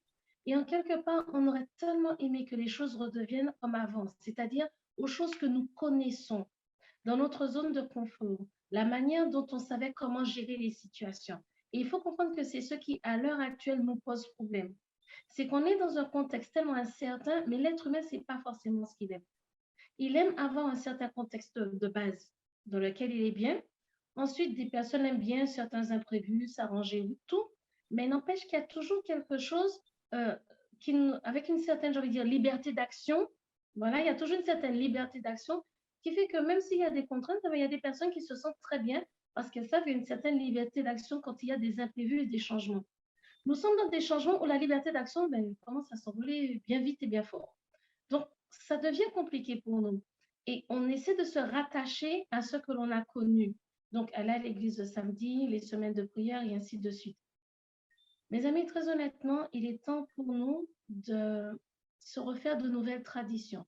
Je dis traditions parce que, mine de rien, ce sont des traditions pour nous. Pas des traditions dans le sens que c'est mal vu, hein, mais ce sont nos us et coutumes. Voilà ce que je veux dire. Ce sont nos habitudes. Des traditions, ce sont des habitudes. On avait l'habitude d'aller à l'église le samedi, on avait l'habitude de faire certaines choses, et c'était normal, et c'est d'ailleurs jusqu'à aujourd'hui normal. Cependant, euh, étant donné que toutes ces choses ont changé, il nous faut retrouver des points d'accès, des points de relation qui vont devenir, j'ai envie de dire, nos nouvelles encres, les nouveaux fondements, les nouvelles fondations auxquelles on va s'accrocher. Ce qui va signifier, quand on se retrouve à l'église, oui, c'est un moment social. Ça devient compliqué de garder cet aspect social qui fait partie intégrante de l'être humain. Il nous faudra commencer à accepter et à donner une autre importance et une autre valeur aux moments sociaux par Zoom, par exemple. Il faudra que l'on accepte et que l'on envisage fortement d'avoir des réunions en Zoom avec des amis, des moments de prière ou de conversation, autre chose en Zoom, et en leur donnant de l'importance. Ça sera à nous de faire le choix de donner à ces moments-là de l'importance. Il faut vraiment qu'on reprenne les choses d'une manière différente parce que l'ennemi est en train de tout faire pour nous déstabiliser. Tout ce qui était nos points d'assise, nos points où on se sentait bien, on était fort parce qu'on avait ces moments pour nous permettre d'avancer en tant que communauté, que fraternité, on ne les a plus. Donc, il va falloir qu'on les recrée et que nous fassions le choix de mettre dans ces moments des valeurs, donc de prendre le temps de les avoir et de les passer de manière qualitative pour qu'on puisse en effet retrouver cet échange et cette communauté, cet aspect social dont l'être humain a besoin. Parce qu'on peut tous continuer à prier chez nous et ainsi de suite, hein, mais la réalité, c'est que l'aspect social, quand il a dit, Dieu a dit à Adam, il n'est pas bon que l'homme soit seul, c'est pas simplement pour dire qu'il doit être marié. Nous sommes des êtres sociaux. Donc c'est vrai que là, nous allons devoir nous remettre en question et reprendre les choses pour ne pas permettre à l'ennemi de nous déstabiliser par rapport à la réalité de la manière dont nous sommes faits. C'est ce qu'il faut comprendre. Ce n'est pas par envie, nous sommes des êtres sociaux. On doit trouver quelque chose de palliatif en manière de parler, une autre habitude, une autre situation qui va remplacer justement qui va permettre de combler ce besoin de relations sociales parce que Dieu nous a créés comme ça. Donc j'avoue que ce n'est pas simple, mais c'est ce qu'il faut que l'on arrive à faire.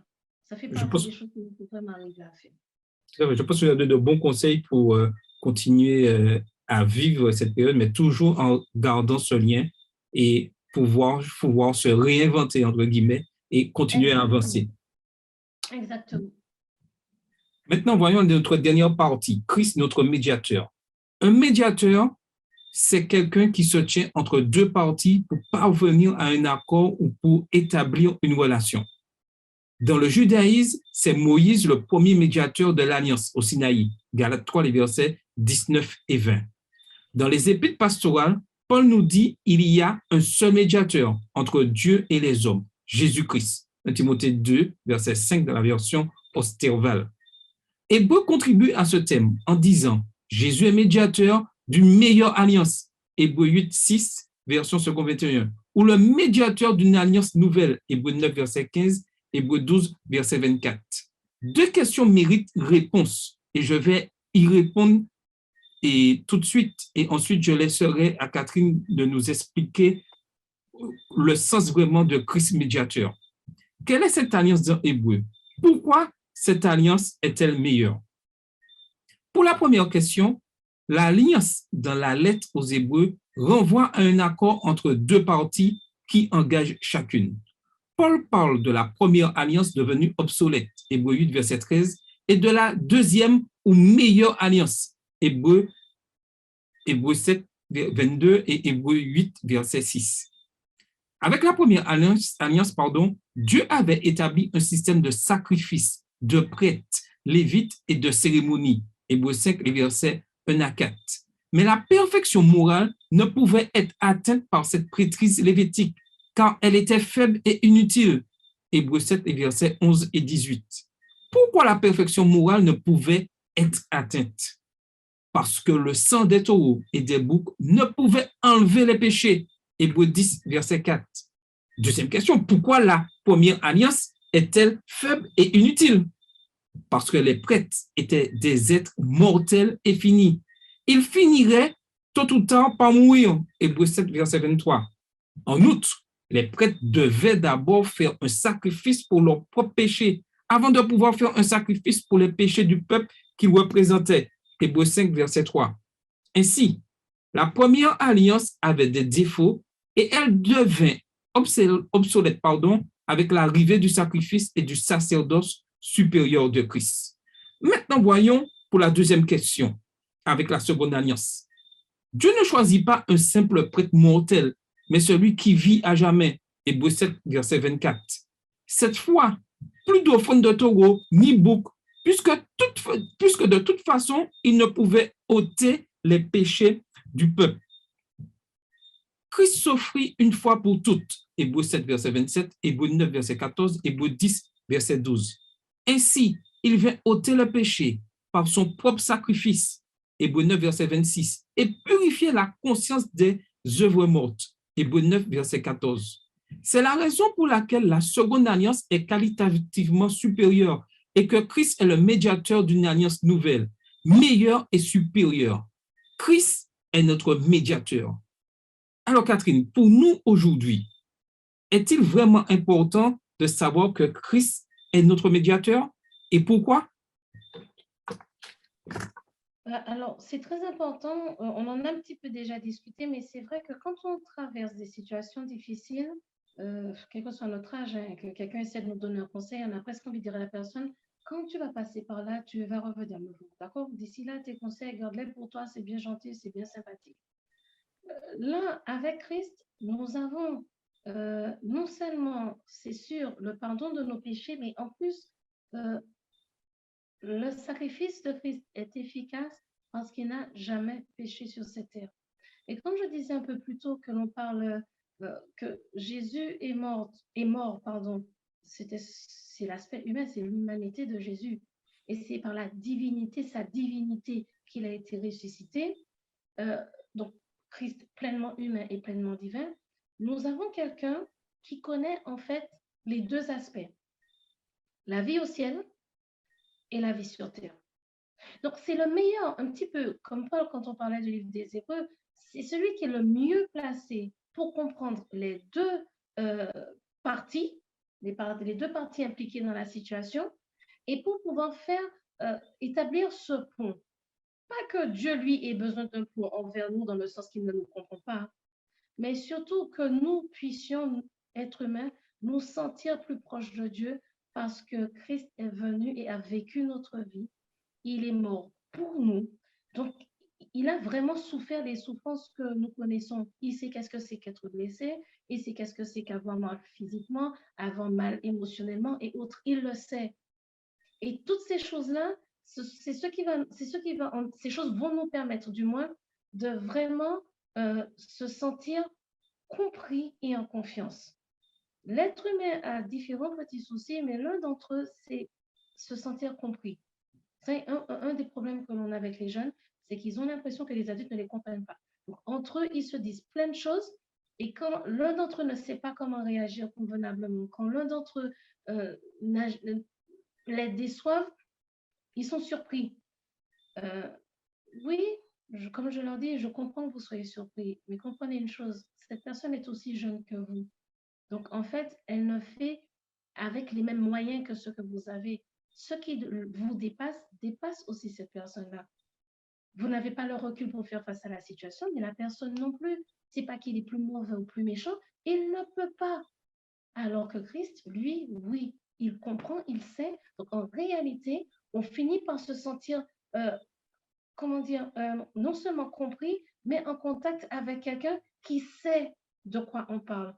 Quand je vais dire une phrase, j'ai pas une vague idée ou une ferme pensée, mais j'ai la ferme assurance qu'il va comprendre parce qu'il était là lui aussi. Donc lui, ayant connu la vie au ciel, donc quand je dis la vie au ciel, c'est tout, c'est la manière d'être, de faire, de penser, l'action, la pensée, absolument tout. Il est venu et il a emmené sur terre et il nous a montré de manière concrète, voilà comment sur terre on vit avec la pensée de l'éternité, avec les principes de vie que nous avons au ciel pour l'éternité, avec les valeurs que nous avons au ciel pour l'éternité. Et là, arriver à comprendre l'importance, j'ai envie de dire à la base d'un médiateur, donc à plus forte raison de Christ en tant que notre médiateur, c'est ce qui nous permet à nous de pouvoir avoir confiance et savoir que l'on peut être compris. Donc ça veut dire que quelle que soit l'erreur que je vais commettre, je ne vais pas dire que Dieu va dire, mais non, pas grave, pas femme. Il comprend ce qui nous a emmenés là, il est prêt à nous pardonner si on lui demande pardon, et il est prêt à nous transformer si nous souhaitons être transformés. Je n'ai pas isolé. Hein. Il est prêt à nous pardonner si nous demandons pardon. Et il est prêt à nous transformer si nous voulons. Et surtout qu'il sait de quelle transformation nous avons besoin, de quelle aide nous avons besoin. Il le sait puisqu'il était là, il a vécu. Dieu déjà sait tout. Mais le fait de Christ nous donne l'assurance qu'il le sait. Parce qu'il a été là, il a vécu sur terre. Et ça, c'est ce qui devrait nous donner encore force et courage d'avoir l'assurance que même si j'ai l'impression qu'autour de moi, les gens ne comprennent pas forcément quand je traverse certaines situations. Alors, Christ était sur terre. Il a vu ses parents, il a vu ses camarades, ses amis, son voisinage. Il a encouragé, soutenu les personnes qui ont vécu les moments difficiles à tel point que nous avons l'exemple de comment il a parlé et agi envers ces personnes. Il fera la même chose envers moi, quelle que soit la situation que je vais traverser, parce qu'il m'a montré comment, avec les valeurs du ciel, on vit sur terre. Et ça, c'est la plus belle des choses qui puissent nous arriver, nous qui voulons vivre au ciel éternellement avec Dieu. Amen, amen. Nous arrivons à la fin de notre rencontre et j'aimerais partager avec vous quelques réflexions, quelques questions et auxquelles nous allons échanger et que Catherine va répondre, qui nous permettront de mieux comprendre la situation aujourd'hui et ce que Dieu nous demande à faire et à mieux vivre cette période tout en sachant que Christ revient bientôt et qu'il souhaite que chacun d'entre nous puisse être sauvé. Si Dieu a parlé par le passé, mais qu'il parle aussi aujourd'hui, de quelle manière vous parle-t-il? Comment discernez-vous la voix parmi les autres voix qui se disputent votre attention? Aujourd'hui, pourquoi il est important de laisser, comment expliquer ça, d'entendre ce que Dieu a à nous dire, tout dans ce, entre guillemets, ce brouhaha qui existe dans ce monde? Pourquoi est-il important pour nous d'entendre la voix de Dieu? L'ennemi sait que nous avons besoin d'aide. Il en est conscient. Il sait parfaitement et il sait que nous allons chercher cette aide partout où nous pourrons la trouver parce que nous en avons besoin, nous sommes désespérés. Donc, bien sûr, il va utiliser des moyens qui vont ressembler aux moyens de Dieu parce qu'il faut quand même se rappeler qu'il a quelques milliers d'années de pratique de l'être humain. Il ne faut pas qu'on oublie ça. Hein. L'ennemi était là quand on a créé. Il a vu Adam et Ève, il a vu la progression, il a vu tout ça. Donc, il a réussi à les pousser à leur faire choisir de désobéir à Dieu. Donc, ça veut dire qu'il a des milliers d'années de pratique de l'être humain. Il connaît nos points faibles, nos points forts, ce dont on a besoin, ce qui nous interpelle, ce qui nous marque, ce qui nous accroche. Il sait tout. On n'attrape pas des mouches avec du vinaigre, hein, comme on dit chez nous. Donc oui, il va chercher à pouvoir attirer notre attention et qu'on l'écoute au lieu d'écouter Dieu. Maintenant, oui, savoir discerner, ça va être clair et net, c'est-à-dire ne pas faire de compromis. Si le début de la solution correspond à Dieu et la fin ne correspond pas à Dieu, même si c'est deux mots qui ne correspondent pas à ce qui est marqué dans la parole de Dieu, ben, ce n'est pas Dieu. Cela doit correspondre à ce que Dieu dit, à la manière de fonctionner de Dieu avec l'être humain. Dieu a travaillé avec les êtres humains par étapes pour les faire progresser, chacun de manière différente, c'est clair, mais le sens a toujours été en montant, pas en descendant. Quel que soit ce qui est proposé, qui m'éloigne de Dieu ou qui me fait descendre moralement, moralement dans mes valeurs et mes principes, je ne vois pas comment cela viendrait de Dieu. Vraiment, je ne vois pas. Cela doit nous permettre d'avancer comme les exemples que nous avons dans la Bible. Si cela ne me permet pas d'avancer comme les exemples qui sont dans la Bible, on a un problème. Donc, même si les 2 premiers jours, j'essaie, puisque bon, je ne sais pas, j'hésite, je dois arriver au bout d'un moment à me rendre compte que non, le chemin que j'ai emprunté là ne correspond pas à ce que Dieu veut, à sa manière d'agir. Je dois sortir de là. Parce que l'ennemi s'acharne, il ne va pas baisser les bras et nous devons être plus malins que lui. Parce qu'il est intelligent, il est méchant, mais il n'est pas stupide. Et nous devons pouvoir nous accrocher à Dieu, à sa parole, pour reconnaître la voix de Dieu de la voix de l'ennemi parmi tout ce que nous entendons. Et c'est vrai que là, aujourd'hui, ça devient capital parce que l'ennemi est tellement sournois que vous savez, hein, 1% dans le mensonge, donc 99% de vérité. Le premier jour, ça fait un peu bizarre, mais c'est pas grave. Le 3e jour, ça pose aucun problème. Et les jours d'après, on finit petit à petit à avoir 10% de mensonges, 90% de vérité. 30% de mensonges, 70% de vérité. 50% de mensonges, 50% de vérité. Et puis la balance tourne. On a pendant tout ce temps accepté le mensonge dans notre manière de voir les choses, dans nos principes de vie, le mensonge par rapport à la parole de Dieu, donc les choses qui sont en totale contradiction, et on se retrouve dans ces situations difficiles. Donc, il est capital pour nous de marcher, c'est vraiment à la loi et au prophète, hein, il est écrit, pour arriver à entendre la voix de Dieu dans tout ce qui se passe. Si nous sommes co-héritiers avec Christ du royaume de Dieu, comment devons-nous évaluer les choses transitoires de ce monde?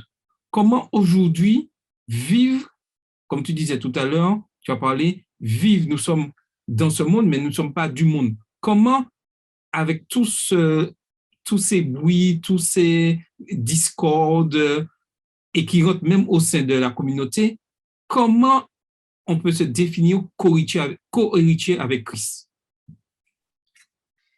L'être humain a une manière de fonctionner qui fait que chacun d'entre nous, consciemment ou inconsciemment, on attribue une valeur à quelque chose. Que ce soit, quand je dis une valeur, c'est une importance, hein, une considération à quelque chose. Que ce soit nos principes de vie, les éléments, les objets qui nous entourent.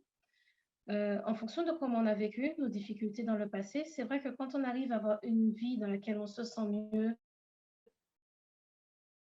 on a certains, comment dire, on est un peu plus à l'aise ou autre, c'est pas une mauvaise chose.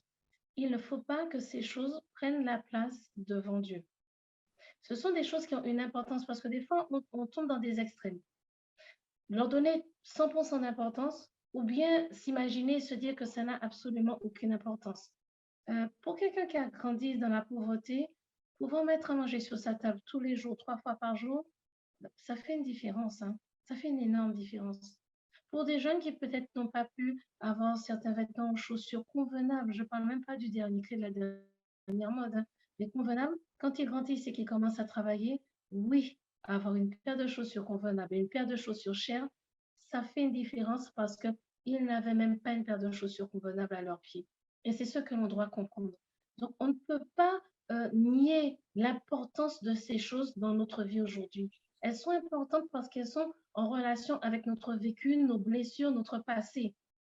Maintenant, elles doivent avoir une place après Dieu, une place après Christ, une place après euh, tout ce qui est important et capital pour notre vie éternelle. Donc, il revient à nous au bout d'un moment de s'asseoir et, vous savez, de reconnaître et de faire le point. C'est vrai que pendant des années, j'ai manqué de telles choses.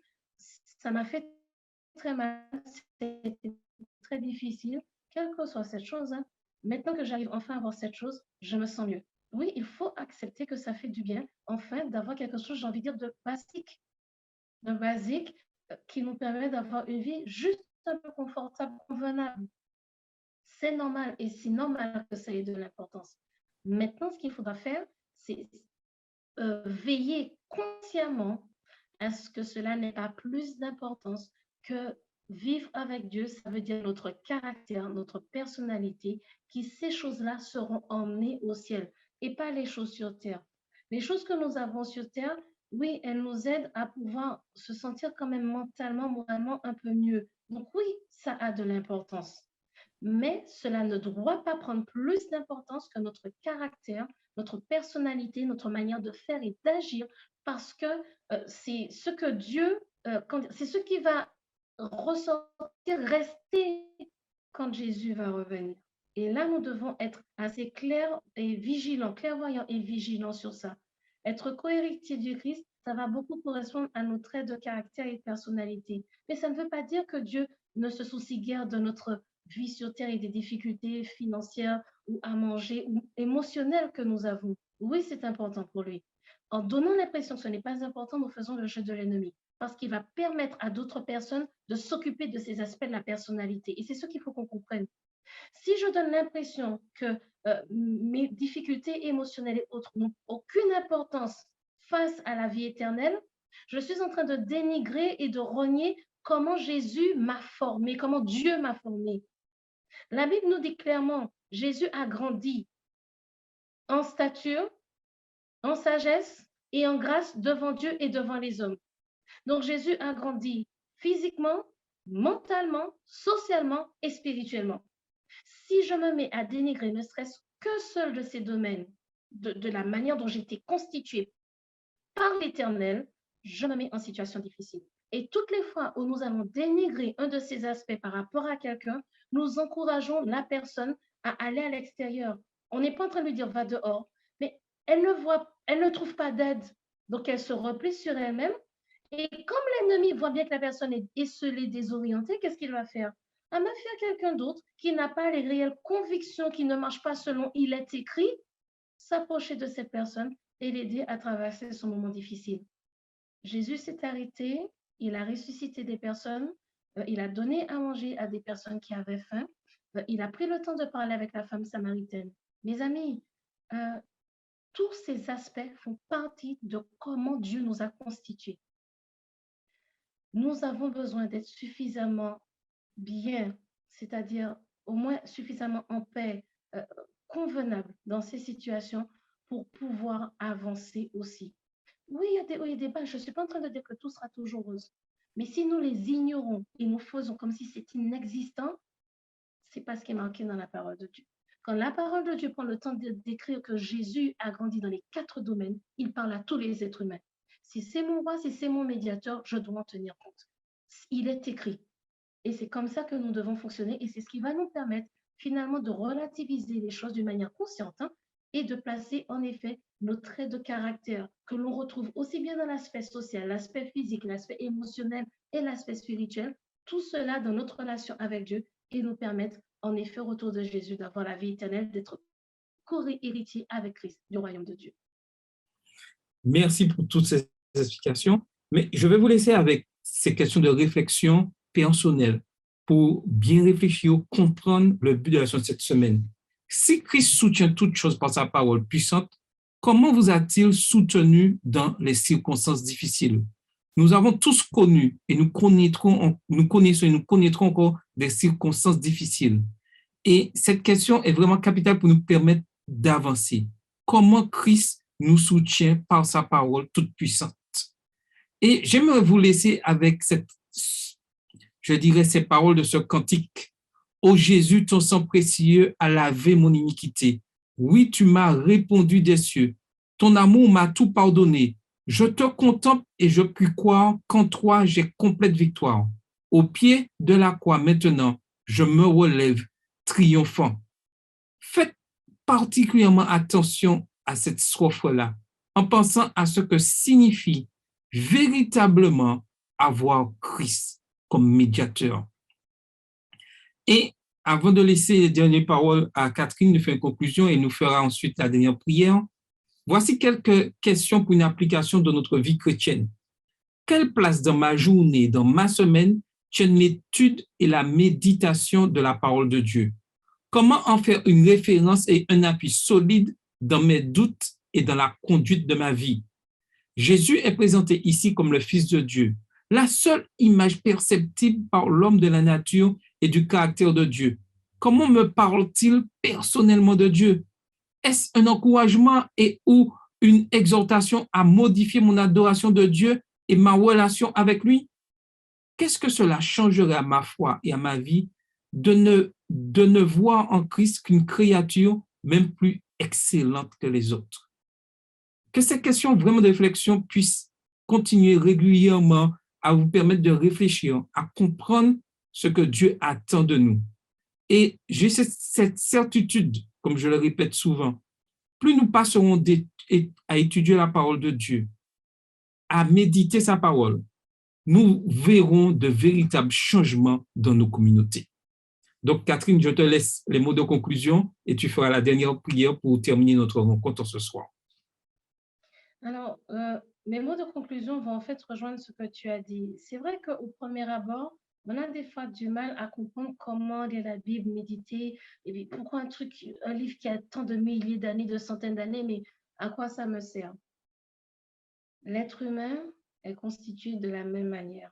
Il a les mêmes émotions, il a les mêmes envies d'avancer, de grandir, les mêmes envies d'être heureux, et il rencontre globalement aussi les mêmes difficultés de sa vie.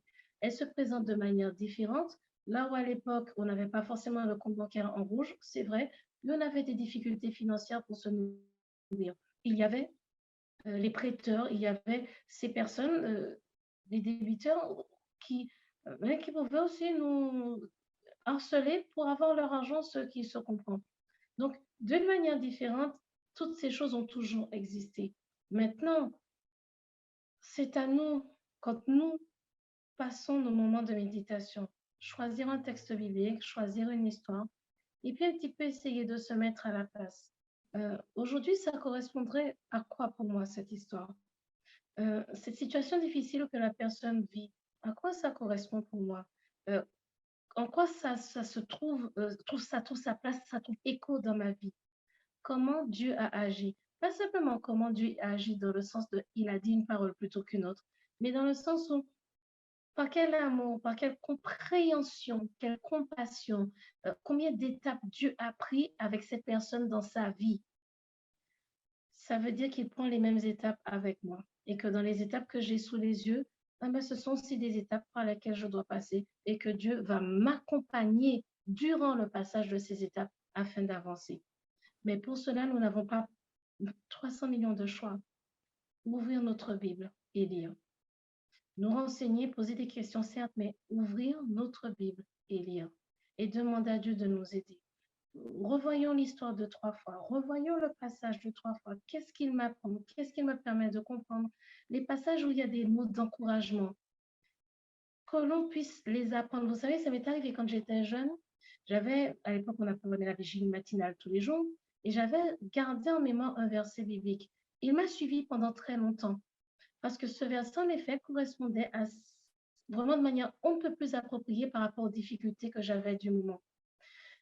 Ce sont ces choses-là qui vont nous permettre d'avancer. Parce que Christ, notre médiateur, c'est celui qui est venu, Dieu qui est venu sur terre, le Fils de Dieu, qui a été totalement impliqué dans la création, qui est venu pour me montrer comment vivre, pour m'encourager à traverser toutes ces difficultés, relever tous ces défis, jusqu'au jour où il reviendra et de manière définitive, nous partirons ensemble pour l'éternité.